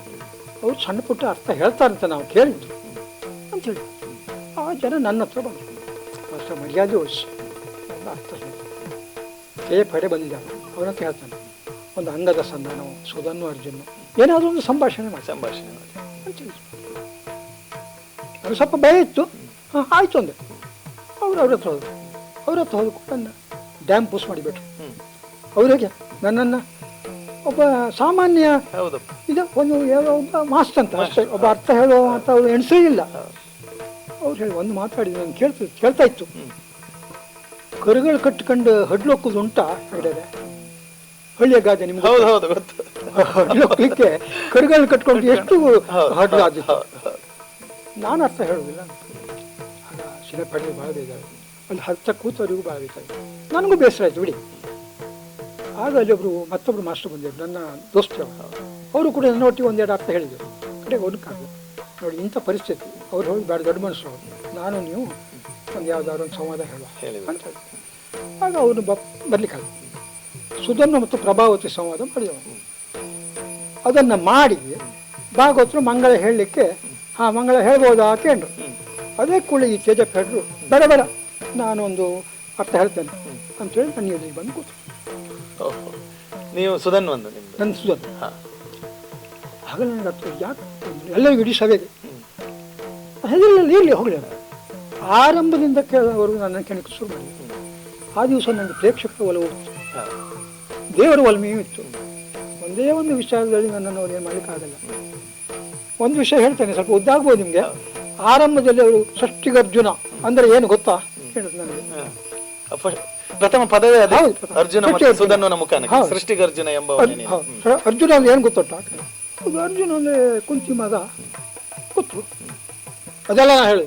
ಅರ್ಜುನ ಶಬ್ದಕ್ಕರ್ಥ ಏನು ಹೇಳೋದು ನನಗೆ ಗೊತ್ತುಂಟು ನಿಜವಾಗಿ. ಆದರೆ ನಾನು ಅದಕ್ಕೆ ಉತ್ತರ ಸರಿಯಾದ ಸಮಂಜಸವಾದ ಉತ್ತರ ಕೊಡ್ಲಿಕ್ಕೆ ಹೋಗಲ್ಲ. ಸ್ವಲ್ಪ ಸಿಟ್ಟು ಬಂತು. ನೋಡಪ್ಪ, ನೀನು ದೊಡ್ಡ ವೀರ ಇರ್ಬೋದು, ಹೆಸರು ಪಡೆದಿರ್ಬೋದು, ಆದರೆ ನಾನು ಬಂದದ್ದು ನಿನ್ನ ವಿದ್ವತ್ತನ್ನು ಅಥವಾ ನನ್ನ ವಿದ್ವತ್ತನ್ನು ತೋರಿಸ್ಲಿಕ್ಕಲ್ಲ. ನಾನು ಬಂದದ್ದು ನಿನ್ನ ಶಕ್ತಿ ಪರಾಕ್ರಮ ಎಷ್ಟು ಉಂಟು ಅಂತ ನೋಡ್ಲಿಕ್ಕೆ, ಯುದ್ಧ ಮಾಡ್ಲಿಕ್ಕೆ. ಇದೇನು ಗುರುಮಠವ? ನೀ ನನಗೆ ಗುರುವ, ನಾನು ನಿನ್ನ ಶಿಷ್ಯನ. ನಾನು ಅದಕ್ಕೆ ಶಬ್ದಕ್ಕೆ ಅರ್ಥ ಹೇಳಬೇಕಂದ್ರೆ ಏನಯ್ಯ ಇದಕ್ಕೆ ಅರ್ಥ? ಶಬ್ದಕ್ಕೆ ಅರ್ಥ ಹೇಳೋದಿಲ್ಲ. ಇಷ್ಟ ಉಂಟೋ ನಿನ್ನ ಪರಾಕ್ರಮ ಏನಿದ್ರೆ ಯುದ್ಧಕ್ಕೂ ಅಂತೇಳಿ ಅದು ನನ್ನ ಆರಂಭ ಬೆಳೆ. ಇದೊಂದು ನನಗೆ ಸ್ವಲ್ಪ ಹುಚ್ಚುವುದಕ್ಕೆ ಕಾರಣ. ಆ ನಂತರ ನಾನು ಹೆಚ್ಚು ಸ್ಟಡಿಯಾಗಿ ಸುಮ್ಮನೆ ಬೇಕಂತ ಮುಂದೆ ಒಂದೇ ಮಾತಿನಲ್ಲಿ ಹೇಳೋದಾದರೆ, ನಮ್ಮ ಅವಿಭಜಿತ ದಕ್ಷಿಣ ಕನ್ನಡದ ಎಲ್ಲ ಪ್ರಸಿದ್ಧ ಅರ್ಥಗಾರರಿಗೊಟ್ಟಿಗೆ ನಾನು ಅರ್ಥ ಹೇಳಿದ್ದೆ. ದೊಡ್ಡ ಸಣ್ಣ ಬೇರೆ ಹೇಳಿದ್ದೇನೆ. ಶ್ರೇಣಿ ಗೋಪಾಲಕೃಷ್ಣ ಭಟ್ ಅರ್ಥ ಮಾತ್ರ ಹೇಳಿಲ್ಲ, ಬೇಕಾಗಿ ಉದ್ದೇಶಪೂರ್ವಕ ಹೇಳಿಲ್ಲ.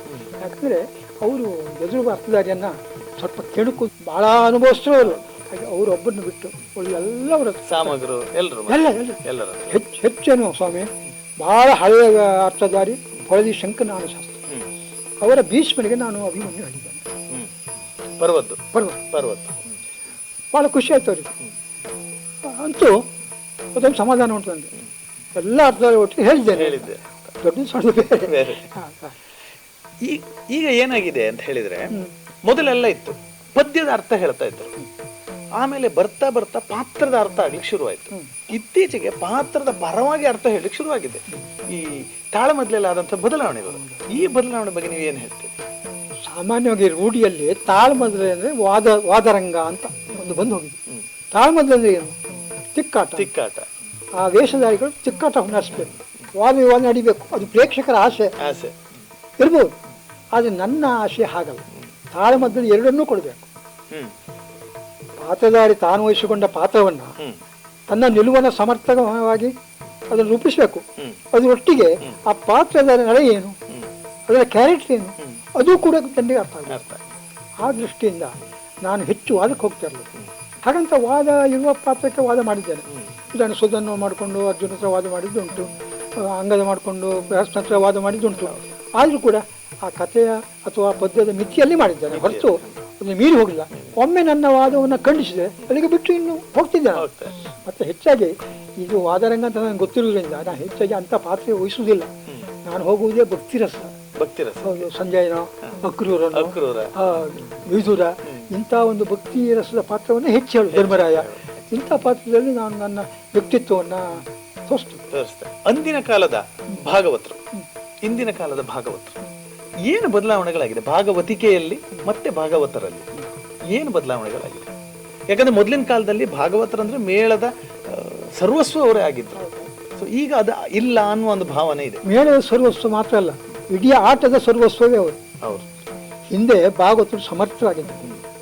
ಭಾಗವತ ಅಂದರೆ ಬರೀ ಪದ್ಯ ಹಾಡಲಿಕ್ಕೆ ಮಾತ್ರ ಗೊತ್ತಿಲ್ಲ ಅವರಿಗೆ ಅರ್ಥ ಗೊತ್ತುಂಟು, ಅವರಿಗೆ ಕುಣಿತ ಗೊತ್ತಿರಬೇಕು, ಪಕ್ಕವಾದ್ಯ ಗೊತ್ತುಂಟು, ಎಲ್ಲವನ್ನು ತಿಳಿದವನೇ ಭಾಗವತ. ಮತ್ತೆ ಇಡೀ ಕಥೆಯ ಮೇಲೆ ಅವರ ನಿರ್ದೇಶನ ಅವರ ನಿರ್ದೇಶನ ಇರುವುದರಿಂದ ಅದು ಹಿತಮಿತವಾಗಿ ಹೋಗ್ತಾ ಇತ್ತು. ಯಾರಿಗೂ ಅರ್ಥ ಹೋಲಿಕ್ಕಿಲ್ಲ. ಇವತ್ತು ಏನಾಗಿದೆ, ಅದು ಬೇಕಾಬಿಟ್ಟಿಯಾಗಿದೆ. ಅಂದರೆ ಭಾಗವತರಲ್ಲಿಯೂ ಆ ಸಾಮರ್ಥ್ಯ ಕಮ್ಮಿ ಆಗಿದೆ. ಕಾರಣ ನಿಮ್ಗೆ ಗೊತ್ತುಂಟಲ್ಲ, ಕೇಂದ್ರದಲ್ಲಿ ಕಲಿತು ಬಂದು 1 ವರ್ಷ ಸಂಗೀತ ಮಾಡಿದವ ಮರು ವರ್ಷ ನನಗೆ ಭಾಗವತ ಪ್ರಧಾನ ಭಾಗವತರು ಅಂತ ಅವನಿಗೆ ಆ ಹಿರಿಯ ಭಾಗವತರು ಹೇಗೆ ನಡೆಸ್ತಾ ಇದ್ರು ಅನ್ನುವಂಥ ಆ ಕಲ್ಪನೆ ಇಲ್ಲ, ನೋಡುವುದೂ ಇಲ್ಲ. ಅವ ಹೇಗೆ ಮಾಡೋದು, ಪ್ರಸಂಗದ ಕಲ್ಪನೆ ಕಡಿಮೆ ಆಗ್ತಿದೆ ಅಂತ ಅವನು ಮತ್ತೆ ಯಾವ ವೇಷನಿಗೆ ಹೇಳುವುದಿಲ್ಲ ಅವರು. ಯಾಕೆ ನನಗೆ ಯಾಕೆ ಆಗುವ ಸಬರಿ ಅಂತ. ನಿಜವಾಗಿ ಸ್ವಾಮಿ, ಇನ್ನಾದರೂ ಕೂಡ ಒಂದು ಪ್ರದರ್ಶನ ಒಳ್ಳೆಯದಾಗಬೇಕಾದ್ರೆ ಭಾಗವತ ಸಮರ್ಥ ಆಗಬೇಕು.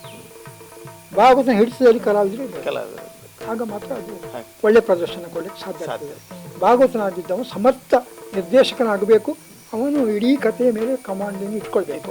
ಆಗ ನಿಜವಾಗಿ ಪ್ರದರ್ಶನ ಒಳ್ಳೆಯದು. ಇಂದಿನ ಭಾಗವತಿಕೆಯಲ್ಲಿ ಯಕ್ಷಗಾನದಲ್ಲಿ ಆಲಾಪಗಳು ಜಾಸ್ತಿ ಆಗ್ತಾ ಇದೆ ಅನ್ನುವಂಥ ಒಂದು ಅಭಿಪ್ರಾಯ ಇದೆ. ಬಹುಶಃ ಇವತ್ತಿನ ಪ್ರೇಕ್ಷಕರಿಗೆ ಅದು ಬೇಕಾಗಿ ಆಗ್ತಾ ಇದೆಯೋ ಅಥವಾ ಇವತ್ತಿನ ಭಾಗವತರಲ್ಲಿ ಭಾಗವತಿಕೆಯಲ್ಲಿ ಆದಂಥ ಬದಲಾವಣೆ ಗೊತ್ತಿಲ್ಲ.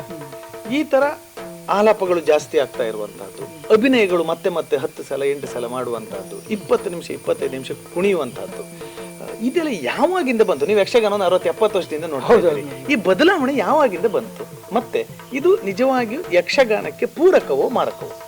ಈ ಬದಲಾವಣೆ ಬಂದದ್ದು ನನ್ನ ದೃಷ್ಟಿಯಲ್ಲಿ ಈ ಡೇರೆ ಮೇಳಗಳು ಆರಂಭ ಆದ ಮೇಲೆ.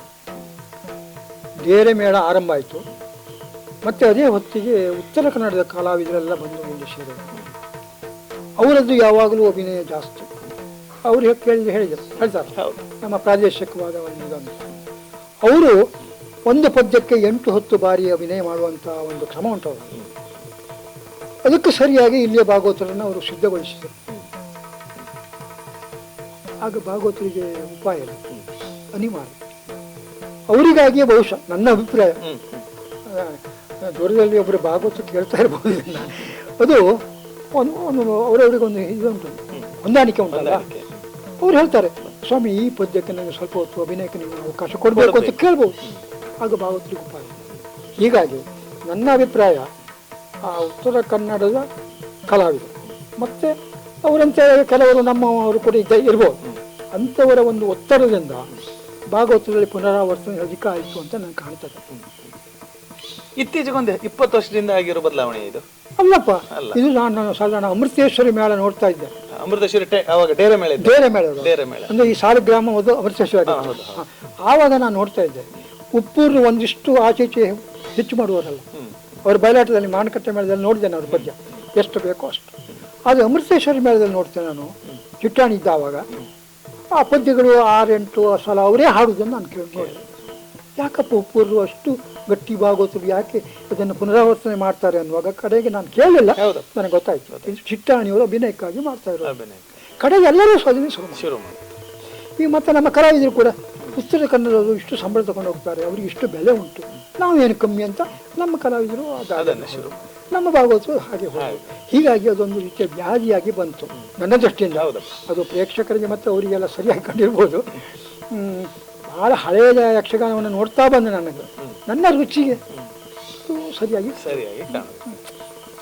ನೀವು ಯಕ್ಷಗಾನ ವೇಷ ಮಾಡ್ತಾ ಇದ್ರಿ. ಯಾವ ತರ ವೇಷ ಮಾಡ್ತಾ ಇದ್ರಿ? ನಾನು ನಿಜವಾಗಿ ವೇಷ ಮಾಡಿದಂದರೆ ಅದೊಂದು ರೀತಿಯ ಹುಚ್ಚಿಗಾಗಿ. ನಮ್ಮ ತಂದೆ ಮನೆ ಹತ್ರ ಹಟ್ಟಿಯಂಗಿಯಲ್ಲಿ ಒಂದು ಸಂಘ ಆಯಿತು. ಅವರು ಪ್ರತಿ ಒಂದು ಅಷ್ಟಮಿಗೆ ಒಂದು ಆಟ ಮಾಡ್ತಾಯಿದ್ರು. ಆ ವರ್ಷ ಅವರು ಸಂಘದವರೇ ಮಾಡೋದು ಅಂತ ಆಯಿತು. ಅದು ಹೆಚ್ಚಾಗಿ ಕೃಷ್ಣನ ಕಥೆ ಮಾಡೋದು, ಅದು ಇದು ಕೃಷ್ಣನ ಬಾಲಲೀಲೆ ಅಥವಾ ಕಂಸವದೆ.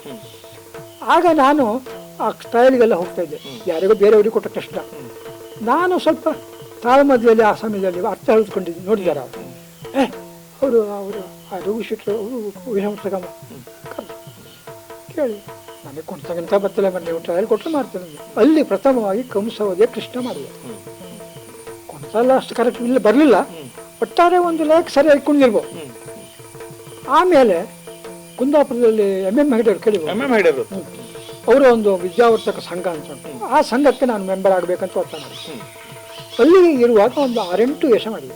ಹೆಚ್ಚಾಗಿ ನಾನು ಮಾಡಿದ್ದು ಕೇಳಿಗೆ ಮುಂದೆ ವೇಷ, ಹೆಚ್ಚು ಕುಣಿಯೋದು ವೇಷ, ಹೆಚ್ಚು ಒಂದು 5-6 ಕೃಷ್ಣನೇ ಮಾಡಿದ್ದೇನೆ. ಮತ್ತು ಚಿತ್ರಕೇತು, ಶಿಶುಪಾಲ ಇತ್ಯಾದಿಗಳನ್ನು ಮಾಡಿದ್ದುಂಟು. ಅಂತೂ ಕ್ಯಾಜಿ ಮುಂದೆ ವೇಷ ಮಾಡಿದ್ದೇನೆ. ಆದರೆ ಕೊನೆಯ ಒಂದು ದಿವಸ ಚಿತ್ರ ವಾಹನ ಅಂತ ಒಂದು ವೇಷ ಉಂಟು, ಕುಶನ ಮಗ, ಅದು ಚಿತ್ರಕೇತುವಿನ ತಮ್ಮ. ಆ ವೇಷ ಆ ದಿವಸ ನನಗೆ ಅದೇ ವೇಷ ಮಾಡಿ ಕುಣಿಯುವಾಗ ಕೇಜಿಗೆ ಮುಂದೆ ಇದಾಯ್ತು, ಖರ್ಚು ಬಿತ್ತು, ಬಹಳ ನೋವಾಯಿತು. ಆ ದಿವಸದಿಂದ ಇನ್ನು ನಾನು ವೇಷ ಮಾಡೋದಿಲ್ಲ ಅಂತ ಅಂದ. ಮಾಡಿದ್ದುಂಟು, ಆದರೆ ಅದರಲ್ಲಿ ಹೆಚ್ಚು ನಾನು ಪ್ರಾವೀಣ್ಯತೆ ಪಡೀಲಿಲ್ಲ. ನನ್ನ ಮನಸ್ಸಿಗೂ ಅಷ್ಟು ತೃಪ್ತಿಯಾಗುವಷ್ಟು ಕಸು ಮಾಡಲಿಕ್ಕೂ ನನಗೆ ಆಗಲಿಲ್ಲ. ಹಾಗೆ ನಿಮ್ಮ ಕಾಲದಲ್ಲೂ ಮತ್ತೆ ಈಗ ಈ ಮೇಳದ ಯಜಮಾನರುಗಳು ಇನ್ನೆಲ್ಲ ನೀವು ನೋಡಿದ್ದೀರಿ, ಅವರಿಗೆ ಒಂದಿಷ್ಟು ಕಷ್ಟಗಳಿರ್ತದೆ, ಸವಾಲುಗಳಿರ್ತದೆ. ಕೆಲವು ಯಜಮಾನರುಗಳ ನೀವು ನೆನಪು ಮಾಡುವುದಿದ್ರೆ ಮತ್ತೆ ಅವರ ಸವಾಲುಗಳ ಬಗ್ಗೆ ನೀವು ಒಂದೆರಡು ಹೇಳುವುದಿದ್ರೆ ಏನು ಹೇಳ್ತೀರಿ? ಯಜಮಾನರಾಗಿದ್ದವರಿಗೆ ಬಹಳ ಸವಾಲುಗಳುಂಟು. ಆ ಕಲಾವಿದರನ್ನ ಆಳುವುದೇ ದೊಡ್ಡ ದೊಡ್ಡ ಒಂದು ಸಮಸ್ಯೆ. ಹಲವಾರು ಸ್ವಭಾವದ ಕಲಾವಿದರು ಬರ್ತಾರೆ, ಅವರಿಗೆಲ್ಲ ಸರಿಯಾಗಿ ಹೋಗಿ ನಡ್ಕೊಳ್ಬೇಕು. ಅದೇ ಹೊತ್ತಿಗೆ ಇವರು ಆಟ ಆಡಿಸುವಂಥವ್ರು ಅವರಿಗೂ ಕೂಡ ಬೇಕಾದ ನಡ್ಕೊಳ್ಬೇಕು. ಹಾಗಿರುವಾಗ ಇನ್ನೊಂದು ಕಡೆಯಲ್ಲಿ ಅವರಿಗೆ ಕಲೆಕ್ಷನ್ ಸರಿಯಾಗಿ ಬರುವ ಹಾಗೆ ನೋಡ್ಕೊಳ್ಬೇಕು. ಹಲವಾರು ಜವಾಬ್ದಾರಿ, ಅಂಥ ಜವಾಬ್ದಾರಿಯನ್ನು ಮಾಡ್ಕೊಳ್ಳಲು ಸಾಧ್ಯ ಇದ್ದವರೇ ಮೊದಲೆಲ್ಲ ಇದ್ರು, ಈಗಲೂ ಇದ್ದಾರೆ ಬಿಡಿ. ಅವನ ಜವಾಬ್ದಾರಿ ಭಾಳ ದೊಡ್ಡ ದೊಡ್ಡ ಯಕ್ಷಗಾನ ಉಳಿಸುವಲ್ಲಿ ಬೆಳೆಸುವಲ್ಲಿ ಅವರು ದೊಡ್ಡ. ಈಗ ಪ್ರಸಂಗಕರ್ತರು ಯಾವಾಗಲೂ ಹೇಳ್ತಾರೆ ಒಂದು ಛಂದಸ್ಸು, ಮಟ್ಟು ಇದನ್ನೆಲ್ಲ ತಿಳ್ಕೊಳ್ಬೇಕಂತ. ನಮ್ಮಂತ ಒಬ್ಬರು ಸಾಮಾನ್ಯ ಪ್ರೇಕ್ಷಕರು ಅರ್ಥ ಮಾಡಿಕೊಳ್ಳುವಾಗ ಹೇಳುದಿದ್ರೆ ಈ ಛಂದಸ್ ಅಂದ್ರೆ ಏನು, ಮಟ್ಟು ಅಂದ್ರೆ ಏನು? ಯಾಕಂದ್ರೆ ಈ ಶಬ್ದಗಳು ತುಂಬಾ ಬಳಕೆ ಆಗ್ತದೆ. ಅದು ಏನು ಅಂತ ಕೇಳಿದ್ರೆ ಅದಕ್ಕೆ ಸೂಕ್ತವಾದಂತ ಉತ್ತರವನ್ನು ಕಂಡುಕೊಳ್ಳೋದು ಕಷ್ಟ ಆಗ್ತದೆ. ಒಬ್ಬ ಪ್ರಸಂಗಕರ್ತರಾಗಿ ನೀವೇನು ಹೇಳ್ತೀರಿ? ಛಂದಸ್ಸು ಅಂದ್ರೆ ತಾಳಕ್ಕೆ ಬದ್ಧವಾಗಿ ಒಂದು ಪದ್ಯ ಹೋಗ್ಬೇಕು, ಅದಕ್ಕೊಂದು ಛಂದಸ್ಸು ಅಂತ ನಿರ್ಣಯ ಉಂಟು. ಉದಾಹರಣೆಗೆ ನಮ್ಮ ಛಂದಸ್ಸಿನಲ್ಲಿ 3 ರೀತಿಯ ಮಾತ್ರೆಗಳು ಅಂತಿದ್ದಾವೆ. ಗಣಗಳು, 3 ರೀತಿಯ ಗಣಗಳು ಮಾತ್ರ ಅಲ್ಲ, ಗಣಗಳು. ಒಂದು ಅಕ್ಷರಗಣ, ಒಂದು ಮಾತ್ರಗಣ, ಒಂದು ಅಂಶಿಗಣ. ಈ 3 ಗಣಗಳು ಒಂದು ನಿಯಮಿತವಾಗಿ ಹೋದರೆ ಮಾತ್ರ ಸ್ವಲ್ಪ ಅಷ್ಟತಾಳವೋ ತಿವುಡೆಯೋ ಏಕವೋ ಆಗಿ ಸಾಧ್ಯ. ಆ ಸೂತ್ರವನ್ನು ನಾವು ತಿಳಿದ್ರೆ, ಸೂತ್ರ ಪ್ರಕಾರ ನಾವು ಬರೀಲಿಕ್ಕೆ ಹೋದರೆ ಅದು ಸಂಪೂರ್ಣವಾಗಿ ತಾಳಕ್ಕೆ ಬದ್ಧವಾಗಿ ಸಿಗ್ತದೆ. ಒಂದೇ ಮಾತಿನಲ್ಲಿ ಹೇಳೋದಾದ್ರೆ ಛಂದಸ್ಸು ಅಂದ್ರೆ ತಾಳ. ಈಗ ತಾಳ ಚೆನ್ನಾಗಿ ಅಭ್ಯಾಸ ಮಾಡಿದಂಥ ನಮ್ಮ ಭಾಗವತರಂಥವರು ನಿಜವಾಗಿ ಪದ್ಯ ಬರಿಬೋದು, ತಾಳದ ಆಧಾರ ಮೇಲೆ ಬರಿಬೋದು. ಅವ್ರು ಛಂದಸ್ಸುದಾರ. ತಾಳ ಸರಿಯಾಗಿ ಗಟ್ಟಿ ಗೊತ್ತಿಲ್ಲ ನನ್ನಂಥವನು ಛಂದಸ್ಸಿನ ಮೇಲೆ ಬರಿಬೋದು, ಆಗ ತಾಳಕ್ಕೆ ಸಿಗ್ತದೆ. ಛಂದಸ್ಸೇ ತಾಳ, ತಾಳವೇ ಛಂದಸ್ಸು. ಮತ್ತೆ ರಾಗವನ್ನ ಭಾಗವತ, ಆಗ ರಸಕ್ಕೆ ಸರಿಯಾಗಿ ಭಾಗವತ. ಉದಾಹರಣೆ ನೋಡಿ, ಜಂಜೂಟಿ ಅಷ್ಟ ಅಂತ ಒಂದು ಪದ್ಯ ಉಂಟು. ಮಂತ್ರಿಗಳೇ ಕೇಳಿರಿ ಈಗ ಅನ್ನೊಂದು ಪದ್ಯ ಸುಧನ್ವ ಕಾಲದಲ್ಲಿ. ಅದು ಜಂಜೂಟಿ ಅಷ್ಟ ಅಂತ ಹಾಕಿದ್ದಾರೆ.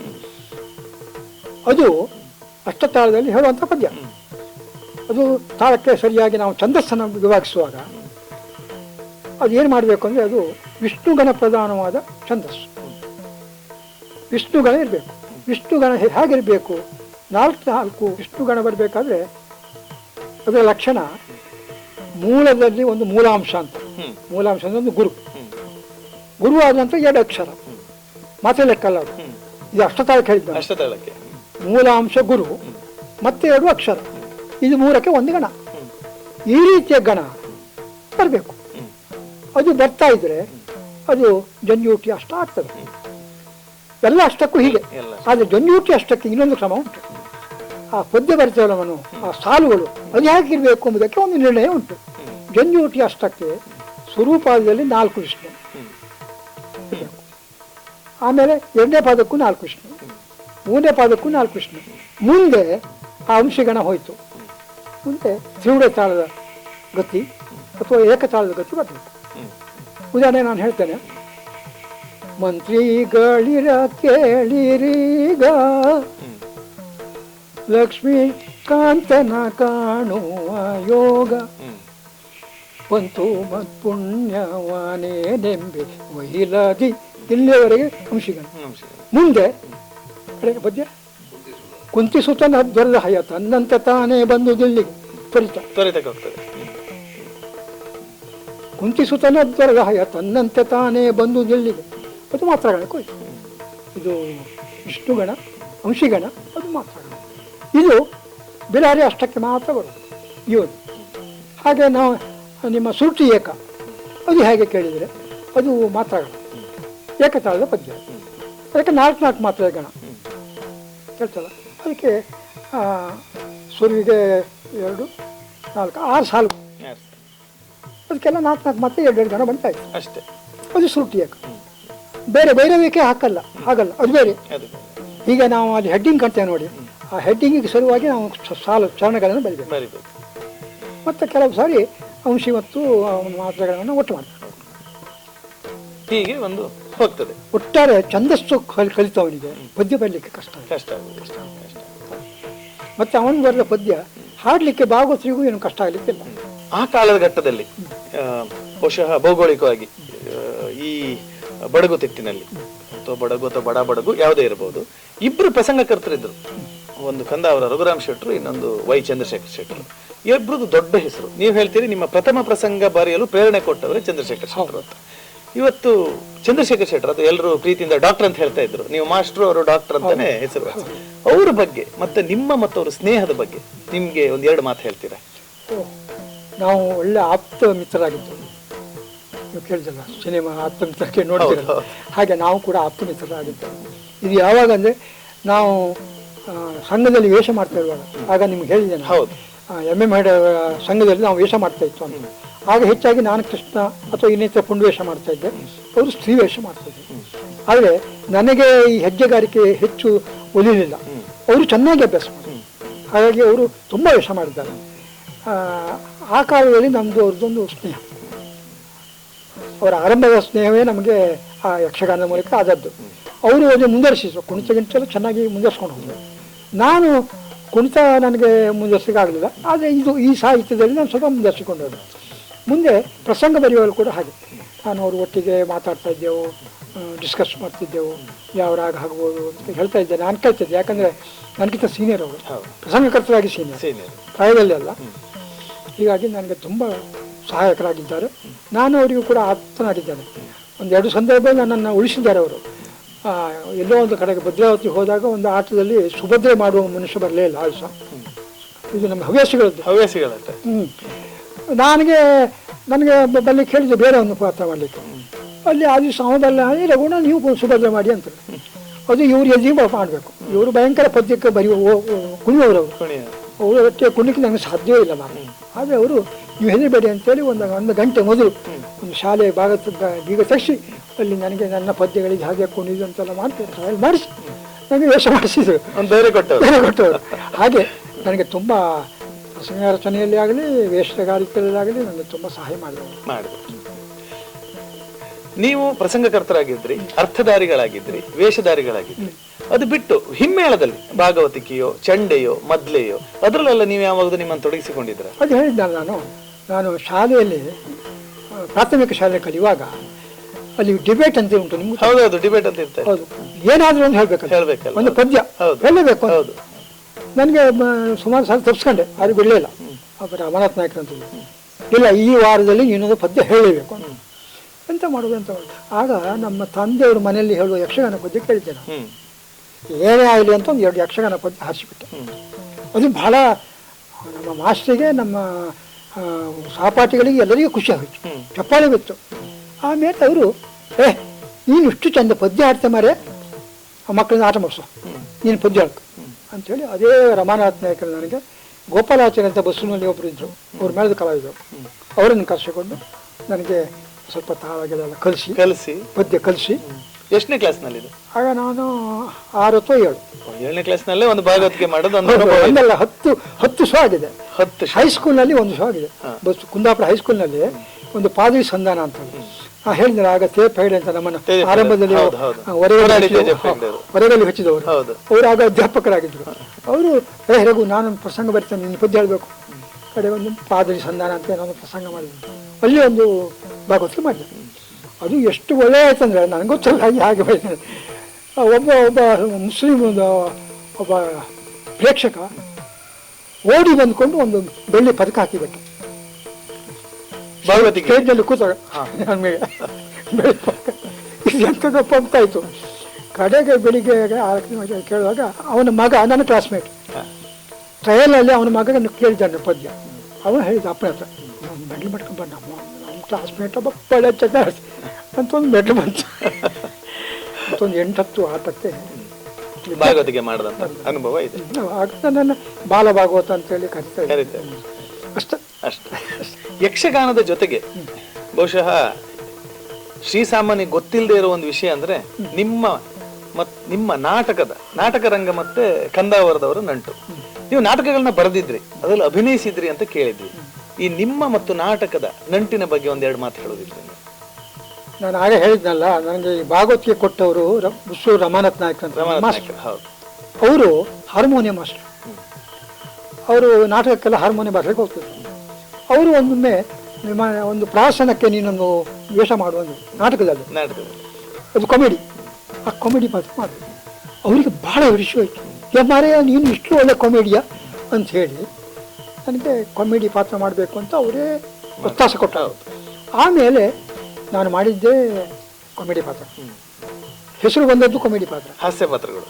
ಸಾಧಾರಣ ಲೆಕ್ಕ ಇಡಲಿಲ್ಲ, ನೂರಾರು ಮಿಕ್ಕಿ ಆಗಿದ್ದವು. ನನಗೆ ಒಂದು ಹಾಸ್ಯ ಪಾತ್ರಕ್ಕೆ ಜಿಲ್ಲಾ ಮಟ್ಟದಲ್ಲಿ ಪ್ರೈಸ್ ಬಂದಿತ್ತು, ಕುಂದಾಪುರ ಒಂದು ಪಾತ್ರಕ್ಕೆ. ಮತ್ತೆ ಕಂಪನಿಯಲ್ಲಿ ಒಂದು 8-10 ಸಾರಿ ಹೋಗಿದ್ದೆ. ಕಂಪನಿ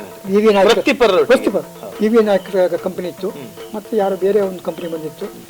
ಅವರಿಗೆ ಅಕಸ್ಮಾತ್ ಆಗಿ ಕಲಾವಿದರಿದ್ದಾಗ ಯಾರೋ ಹೇಳಿದ್ರು, ಇಲ್ಲಿ ಒಬ್ಬರು ಮಾಸ್ಟರ್ ಇದ್ದಾರೆ, ಹಾಸ್ಯ ಪಾತ್ರ ಒಳ್ಳೆ ಮಾಡ್ತಾರೆ, ಇರ್ತಾರಲ್ಲ, ಹೌದಪ್ಪ ಹೇಳ್ತಾರೆ. ಹೋಗಿದ್ದೇನೆ, ಅಂತೂ ಎಲ್ಲಿಯೂ ಫೇಲ್ ಆಗಲ್ಲ. ಮತ್ತು ನನ್ನ ಹಾಸ್ಯ ಪಾತ್ರಕ್ಕೆ ತುಂಬ ಕಾಯಸಿತ್ತು. ಕೆಲವು ಕಡೆಯಲ್ಲಿ ಸ್ಕೂಲ್ ಡೇ ಮಾಡಿದವರು ದೂರದವರು, ಒಂದು ಹಾಸ್ಯ ಪಾತ್ರ ರಘುಮಾಷಿ ಕೊಡಿ ಮಾಡ ಅಂತ ಹೇಳಿದ್ರು. ನಾನು ಇನ್ಫ್ಲುಯೆನ್ಸ್ ಮಾಡಿದ್ದಲ್ಲ, ಅದು ನಮಗೆ ಬಂದದ್ದು. ಮತ್ತೆ ಒಣಶಿಯಲ್ಲಿ ಒಂದು ಜೋಡಾಟ ರೀತಿ ಒಂದು 2 ನಾಟಕ ಆಯಿತು. ಅಲ್ಲಿ 2 ಟೀಮಿನವರು 2 ನಾಟಕ ಆಡಬೇಕು ಅಂತ, ಒಣಸಿಯವರು ಒಂದು, ನೇರಲಕಟ್ಟೆಯವರು. ಆಗ ನೇರಲಕಟ್ಟೆಯವರು ಬಂದು ನನ್ನ ಅಪ್ರೋಚ್ ಮಾಡಿದ್ರು, ನೀವು ಮಾಡಬೇಕು ಅಂತ. ನಾವು ಒಪ್ಕೊಂಡ್ಬಿಟ್ಟೆ. ಈ ವರ್ತಮಾನ ಕೇಳಿ ಒಣಸಿಯವರು ಓಡಿ ಬಂದು, ನೀವು ಮಾಡಿ ಕೂಡುದು ಅಂದರು. ನಾನು ಮಾತು ಕೊಟ್ಟಾಯ್ತು ಅಂದರು. ಹಾಗಾಗಿ ನಾನು ಅಲ್ಲೇ ಮಾಡಬೇಕು. ಆ ಕಾಂಪಿಟೇಷನ್ ನಾಟಕದಲ್ಲಿ 2 ನಾಟಕದಲ್ಲಿ ನಂದು 2 ಪಾತ್ರ, ಆಚೆ ಟೀಮಲ್ಲಿ ಒಂದು, ಈಚೆ ಟೀಮ್. ಅಂದರೆ ಯಾಕೆ ಹೇಳಿದೆ ಅಂದರೆ ಅಷ್ಟು ಡಿಮಾಂಡ್ ಇತ್ತಾಗ. ಅಂತೂ ಹಾಸ್ಯ ನಟನಾಗಿ ನಾಟಕದಲ್ಲಿ ನಾನು ಹೆಸರು ಮಾಡಿದ್ದೇನೆ. ಹಾಗೆ ಪ್ರಸಂಗಕರ್ತನಾಗಿ ಯಕ್ಷಗಾನದಲ್ಲಿ ಹೆಸರು ಮಾಡಿದ್ದೇನೆ. ಅದು ಸಂತೋಷ. ನಿಮ್ಮ ಈ ಯಕ್ಷಗಾನದ 60-70 ವರ್ಷದ ಅನುಭವದಲ್ಲಿ ನೀವು 2 ಪ್ರಸಂಗಗಳನ್ನು ಹೆಸರಿಸುತ್ತಿದ್ದೀರ. ಒಂದು ಪೌರಾಣಿಕ ಪ್ರಸಂಗ, ನಿಮ್ಮ ಅತ್ಯಂತ ಇಷ್ಟವಾಗಿ ನೋಡಿದಂತಹ, ಇವತ್ತೂ ನೋಡುವಂತಹ ಒಂದು ಪೌರಾಣಿಕ ಪ್ರಸಂಗವನ್ನು ನೀವು ಹೆಸರಿಸುತ್ತಿದ್ದೀರಿ. ಯಾವ ಪ್ರಸಂಗವನ್ನು ಹೆಸರಿಸುತ್ತೀರಿ? ಮೇಲ್ಮಟ್ಟದ ಪ್ರೇಕ್ಷಕರ ದೃಷ್ಟಿಯಲ್ಲಿ ನೋಡುದಾದ್ರೆ ವಧುಮಾಧವಿ ಅಂತ ಒಂದು ಪ್ರಸಂಗ. ಎಲ್ಲ ಪ್ರೇಕ್ಷಕರಿಗೆ ಅದು ಇದಾಗಲ್ಲ, ಬಿಡಿಸಲಿಲ್ಲ. ಒಳ್ಳೆಯ ಪ್ರೇಕ್ಷಕ, ಮೇಲ್ಮಟ್ಟದ ಪ್ರೇಕ್ಷಕರಿಗೆ ಅದು ನೋಡಿದಷ್ಟು ಸಾಕಾಗುವುದಿಲ್ಲ. ಆ ರೀತಿಯಲ್ಲಿ ಅದು ಜನರ ಮೇಲೆ ಅಪೀಲ್ ಆಗಿದೆ. ಅದನ್ನು ಬಿಟ್ಟರೆ ಸೀತಾಪಾರಮ್ಯ ಅಂತ ಒಂದು ಬರ್ತದೆ. ಸೀತಾಪಾರಮ್ಯ ಇಡೀ ರಾವಣ ವಧ ಆದಮೇಲೆ ಸೀತೆಯ ಕಥೆ, ಅದು ಅಗ್ನಿ ಪರೀಕ್ಷೆ, ಆಮೇಲೆ ಸೀತಾ ಪರಿತ್ಯಾಗ, ಕೊನೆಗೆ ಸೀತಾ ನಿರ್ಯಾಣ. ಈ 3 ಘಟ್ಟಗಳನ್ನು ಉಪಯೋಗಿಸಿಕೊಂಡು ಸೀತಾಪಾರಮ್ಯ ಅಂತ ಬರೆದಿದ್ದಾರೆ. ಅದು ಕೂಡ ಬಹಳ ಗಮನ ಕೊಟ್ಟು, ಅದು ಮುಲ್ಕಿಮಳ ಯುದ್ಧ ವರ್ಷ, ಅದು ಯೋಗಿ ಶೆಟ್ರು ಅಂತ ಅವರು ವಹಿಸ್ಕೊಂಡದ್ದು, ಅವರ ಒತ್ತಾಯಕ್ಕೆ ಬರೆದದ್ದು. ಹಾಗಾಗಿ ಬಹಳ ನನ್ನಲ್ಲಿ ಎಷ್ಟು ಸಾಧ್ಯ ಉಂಟು ಅಷ್ಟು ಛಂದಸ್ಸನ್ನು ಹಾಕಿದ್ದೆ, ಎಷ್ಟು ಸಾಧ್ಯ ಉಂಟು ಅಷ್ಟು ಒಳ್ಳೆಯ ಪದ್ಯ ಹೆಣೆದಿದ್ದೇನೆ ನನ್ನದಷ್ಟಿಂದ. ಹಾಗೆ ಪೌರಾಣಿಕದಲ್ಲಿ ಹೇಳುದಿದ್ರೆ ಒಂದು ಸೀತಾಪಾರಮ್ಯ, ಒಂದು ವಧುಮಾಧವಿ. ಇನ್ನು ಕಾಲ್ಪನಿಕವಾಗಿ ಚೆಲುವೆ ಚಿತ್ರಾವತಿ, ಶಿವದ ತಪಸ್ವಿನಿ, ಎವರ್ಗ್ರೀನ್ ಹಿಟ್ಗಳು. ಒಂದು ಪಾತ್ರವನ್ನು ನೀವು ಹೆಸರಿಸುವುದಾದ್ರೆ, ಒಂದು ಪಾತ್ರವನ್ನ ನೀವು ಒಂದು ಪರಿಕಲ್ಪನೆಯಲ್ಲಿ ಬರೀತೀರಿ, ಅದು ನಿಮ್ಮ ಪರಿಕಲ್ಪನೆಯಂತೆ ಬಂದು ಮತ್ತೆ ಮುಂದೆ ಪ್ರೇಕ್ಷಕರಿಗೆ ತುಂಬಾ ಇಷ್ಟ ಆಗ್ತದೆ. ಅಂತಹ ಒಂದು ಪಾತ್ರ ನಮ್ಮ ಕಂದಾವರ ಮಾಸ್ಟರ್ ಯಕ್ಷಗಾನದ ಪ್ರಸಂಗಗಳಲ್ಲಿ ಒಂದು ಪಾತ್ರವನ್ನು ನೀವು ಹುಡುಕುದಿದ್ರೆ ಯಾವುದನ್ನು ಹೇಳ್ತೀರಿ? ಮೂರೂರು ವಿಷ್ಣು ಭಟ್ರವರ ಮಾಧವಿ, ವಧುಮಾಧವಿ. ಈ ಪಾತ್ರ ನನ್ನ ಕಲ್ಪನೆ ಏನುಂಟು ಅದೇ ತೂಕದಲ್ಲಿ ಮಾಡಿದಂಥ ಒಬ್ಬ ಕಲಾವಿದ ವಿಷ್ಣು ಭಟ್. ಆಮೇಲೆ ಮಾಡಿದ್ದಾರೆ ಎಷ್ಟೋ ಜನ, ಪರಿಣಾಮ ಆಗಲಿಲ್ಲ. ಒಂದು ಇನ್ನು ಕಾಲ್ಪನಿಕ ಪ್ರಸಂಗದಲ್ಲಿ ರಾಮನಾಯರಿ, ಅವನು ಭಗವತಿ ಅಂತ ಶೂದ್ರ ಪ್ರಶ್ನೆಯನ್ನು ಭಗವತಿ ಮಾಡಿದ್ದಾನೆ. ಅದು ಒಂದು ಬಹಳ ತಪ್ಪಿಲಾಗುವಂಥ.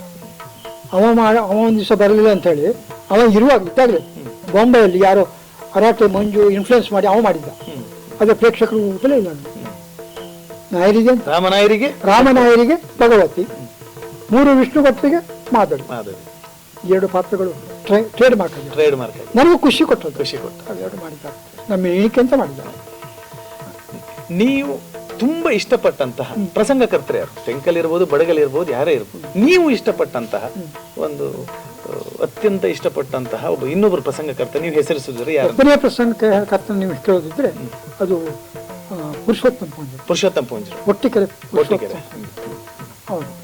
ಇನ್ನು ಪದ್ಯಗಳ ಗುಣಮಟ್ಟದಲ್ಲಿ ನೀವು ಹೇಳೋದಾದ್ರೆ ಶಿವಂತೂರು ಇವರು ಶಿವಂತೂರು ನಾನು ಆಗ್ಬೋದು. ಅವರದ್ದು ಒಂದು ಸ್ವಲ್ಪ ಕಠಿಣ ಶಬ್ದಗಳು ಅವರ ಪ್ರಸಂಗದಲ್ಲಿ ಸರಳತೆ ಇಲ್ಲ. ಇವರು ಯಾರು ನಮ್ಮ ಅಮೃತಸ್ವಾಮಿ ಹೊಸತೋಟ ಮಂಜುನಾಥ ಭಾಗವತ ಇವರೆಲ್ಲ ಒಳ್ಳೆಯ ಚಂದಬದ್ಧವಾಗಿ ಸಾಹಿತ್ಯಪೂರ್ಣವಾಗಿ ಬರೆಯುವರು. ಆದರೂ ಯಕ್ಷಗಾನದ ಪದ್ಯ ಕೇಳುವಂಥ ರೀತಿಯಲ್ಲಿ ನನಗೆ ಮನಸ್ಸೇ ನಾಟಿದ್ದು ಪುರುಷೋತ್ತಮ. ನೀವು ಇಲ್ಲಿವರೆಗೆ ಸರಿಸುಮಾರು 36 ಪ್ರಸಂಗಗಳನ್ನ ಬರೆದಿರ್ಬೇಕು. 36.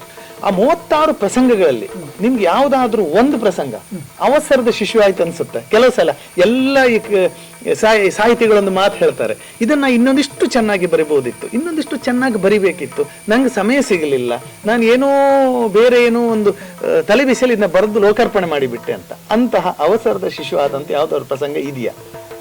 ಆಗಿದೆ. ನಾನು ಹೆಚ್ಚಾಗಿ ಒಂದು ಪ್ರಸಂಗಕ್ಕೆ 1 ವರ್ಷ ತಗೊಳ್ತೀನಿ. 1 ವರ್ಷ, ಕೊನೆಯ ಪಕ್ಷ ಒಂದು 6 ತಿಂಗಳಾದರೂ ಬೇಕೇ ಬೇಕು. ಆದರೆ 1 ವರ್ಷ ಏನಾಯ್ತು ಅಂದರೆ ಸಾಲಿಗ್ರಾಮ ಮೇಳಕ್ಕೆ 2ನೇ ಪ್ರಸಂಗ ನಾನು ಕೊಡ್ತೇನೆ ಅಂತ ಹೇಳಿದ್ದು. ಅಂದರೆ ಜನವರಿ ಅದು ಶುರು ಯಾವುದೋ ಬೇರೆ ಪ್ರಸಂಗ ಹಾಕಿದ್ರು, ಅದು ಫೇಲ್ ಆಗಿ ಹೋಯ್ತು. ಫೇಲ್ ಆದ ಕೂಡಲೇ ಸೋಮನಾಥ್ ಹೆಗಡೆ ಓಡಿ ಬಂದರು. ಅಷ್ಟೇ ಏನು ಉಪಾಯ ಇಲ್ಲ, ಈ ಒಂದು ಪ್ರಸಂಗ ಆಗಲೇಬೇಕು ಅಂತ, ಒಂದು ತಿಂಗಳಲ್ಲಿ ಆಗಬೇಕು ಅಂತ ಒಟ್ಟಾರೆ ಉಸಿರು ಕೊಟ್ಕೊಂಡು ಹಗಲು ಹೊತ್ತು ನಿದ್ದೆ ಬಿಟ್ಕೊಂಡು 1 ತಿಂಗಳಲ್ಲಿ ಬರೆದು ಕೊಟ್ಟಿದ್ದೇನೆ. ಅದು ಸಕ್ಸಸ್ ಆಯಿತು. ಯಾವ್ದು ಪ್ರಸಂಗ ಅದು ಪುಷ್ಪಾಂಜಲಿ. ಅದು ಕತೆ ಕೊಟ್ಟವರು ಧಾರೇಶ್ವರ ಕತೆ ಸಾಧ್ಯವಾದಷ್ಟು ಒಳ್ಳೆ ಬರೆದಿದ್ದೇನೆ. ಆದರೆ ಅದು ನೀವು ಹೇಳಿದಾಗೆ ಅದು ಒತ್ತಡದ ಪ್ರಸವ ಅದು ಹೇಳ್ಬೋದು. ಒಂದು ತಿಂಗಳಲ್ಲಿ ಯಾವ ಪ್ರಸಂಗವನ್ನು 1 ತಿಂಗಳಲ್ಲಿ ಮಾಡಲಿಲ್ಲ. ಇವತ್ತು ಯಕ್ಷಗಾನಕ್ಕೆ ತುಂಬಾ ಪ್ರಸಂಗಕರ್ತರು ಬಂದಿದ್ದಾರೆ. ಬಹುಶಃ ಯಾರೇ ಬಂದು ಯಕ್ಷಗಾನದಲ್ಲಿ ಯಾವ ರೀತಿಯ ಸೇವೆ ಸಲ್ಲಿಸುದಿದ್ರು, ಯಾವ ರೀತಿಯಲ್ಲಿ ತೊಡಗಿಸಿಕೊಳ್ಳುದಿದ್ರು ಅದನ್ನ ನಾವು ನಿಜವಾಗಿ ಹೇಳಬೇಕು ಒಳ್ಳೇದಂತ. ಯಾಕಂದ್ರೆ ಅಷ್ಟರ ಮಟ್ಟಿಗೆ ಯಕ್ಷಗಾನಕ್ಕೆ ಒಂದು ಹೊಸ ಪ್ರೇಕ್ಷಕರು ಬಂದ ಹಾಗೆ. ಆ ನೆಲೆಯಲ್ಲಿ ಅವರನ್ನು ನಾವು ಹುರಿದುಂಬಿಸುತ್ತಾ. ಆದ್ರೆ ಇತ್ತೀಚೆಗೆ ಏನಾಗಿದೆ, ಕತೆ ಬರೆದವರೆಲ್ಲ ಪ್ರಸಂಗಕರ್ತರು ಅಂತ ಆಗ್ತಾ ಇದ್ದಾರೆ.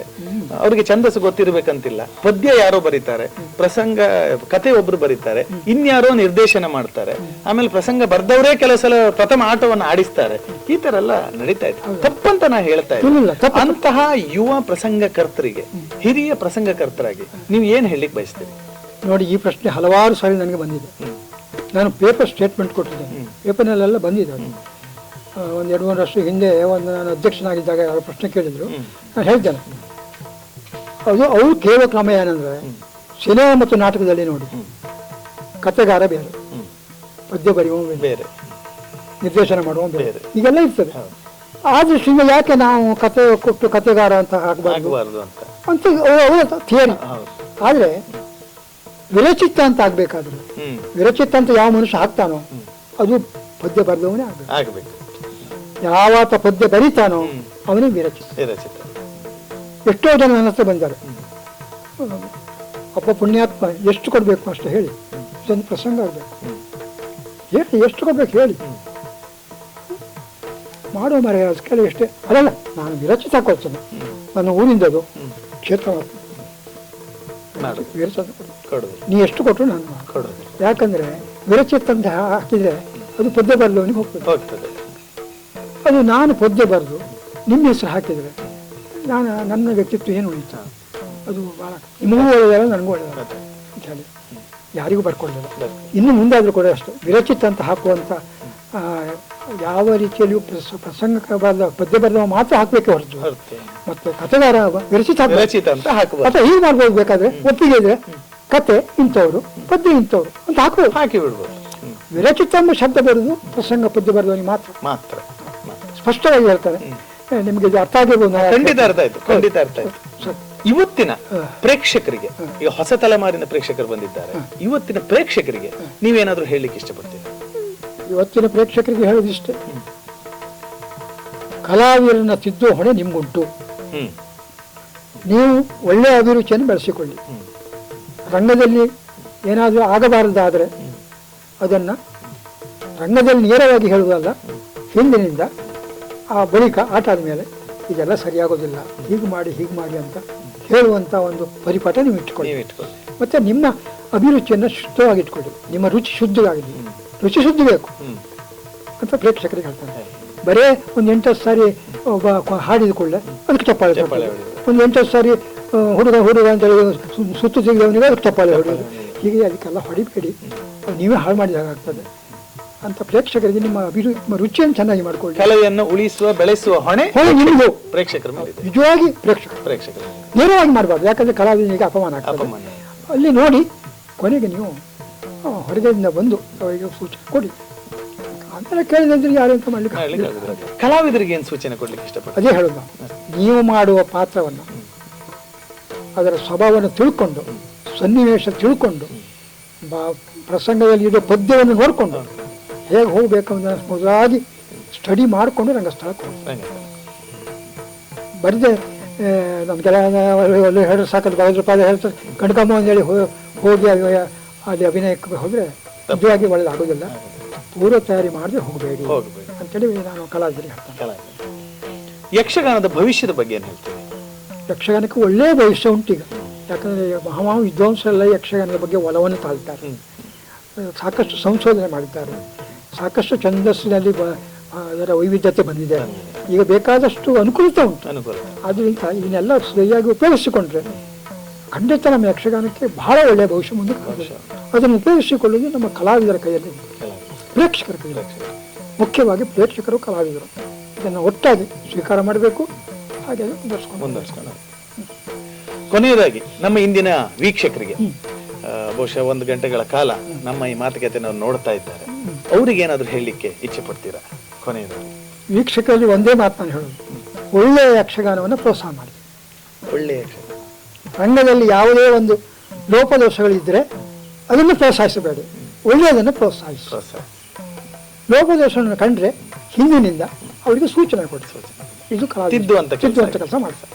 ಇಲ್ಲಿಯವರೆಗೆ ಯಕ್ಷಗಾನದ ಅತ್ಯಂತ ಹಿರಿಯ ಪ್ರಸಂಗಕರ್ತರು, ತಾಳಮದ್ದಲೆ, ಅರ್ಥಧಾರಿಗಳು, ತೆಂಕು ಬಡಗು, ಎಲ್ಲ ಯಕ್ಷಗಾನದ ಉಭಯ ತಿಟ್ಟುಗಳಿಗೂ ಸಹ ತನ್ನ ಪ್ರಸಂಗಗಳನ್ನ ಕೊಟ್ಟಂತಹ ಹಿರಿಯರೊಂದಿಗೆ ಬಹುಶಃ 6-7 ಇದು ಸಂದರ್ಶನ ಅಂತ ಹೇಳಿದ್ರೆ ತಪ್ಪು, 6-7 ದಶಕಗಳ ಅನುಭವದ ಮಾತನ್ನ ಸೆರೆ ಹಿಡಿಯುವ ಪ್ರಯತ್ನವನ್ನ ಮಾಡಿದ್ದೇವೆ. ಯಕ್ಷಗಾನದಲ್ಲಿ ಆದಂತಹ ಬದಲಾವಣೆಗಳು ಅದು ಎಷ್ಟು ಪೂರಕ ಹಾಗೂ ಕಲೆಯ ಭವಿಷ್ಯಕ್ಕೆ ಎಷ್ಟು ಮಾರಕ ಎನ್ನುವುದನ್ನು ತನ್ನ ಅನುಭವದಿಂದ ನಮ್ಮೊಂದಿಗೆ ಹಂಚಿಕೊಂಡಿದ್ದಾರೆ.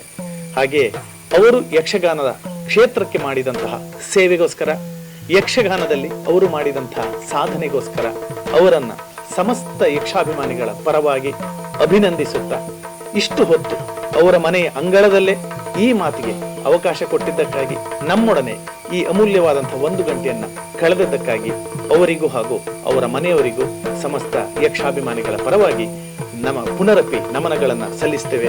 ನಮಸ್ತೆ, ಒಳ್ಳೆಯದಾಗಿ. ನಮ್ಮದು ಕೂಡ ಅಷ್ಟೇ, ನನ್ನ ಅನಿಸಿಕೆಯನ್ನು ಪ್ರೇಕ್ಷಕರ ಮುಂದೆ ಇಡುವಂಥ ಒಂದು ಪ್ರಯತ್ನ ಮಾಡಿದ್ದೀರಿ. ಈ ಬಗ್ಗೆ ನಾನು ನಿಮಗೆ ತುಂಬ ಕೃತಜ್ಞ. ನಮಸ್ತೆ.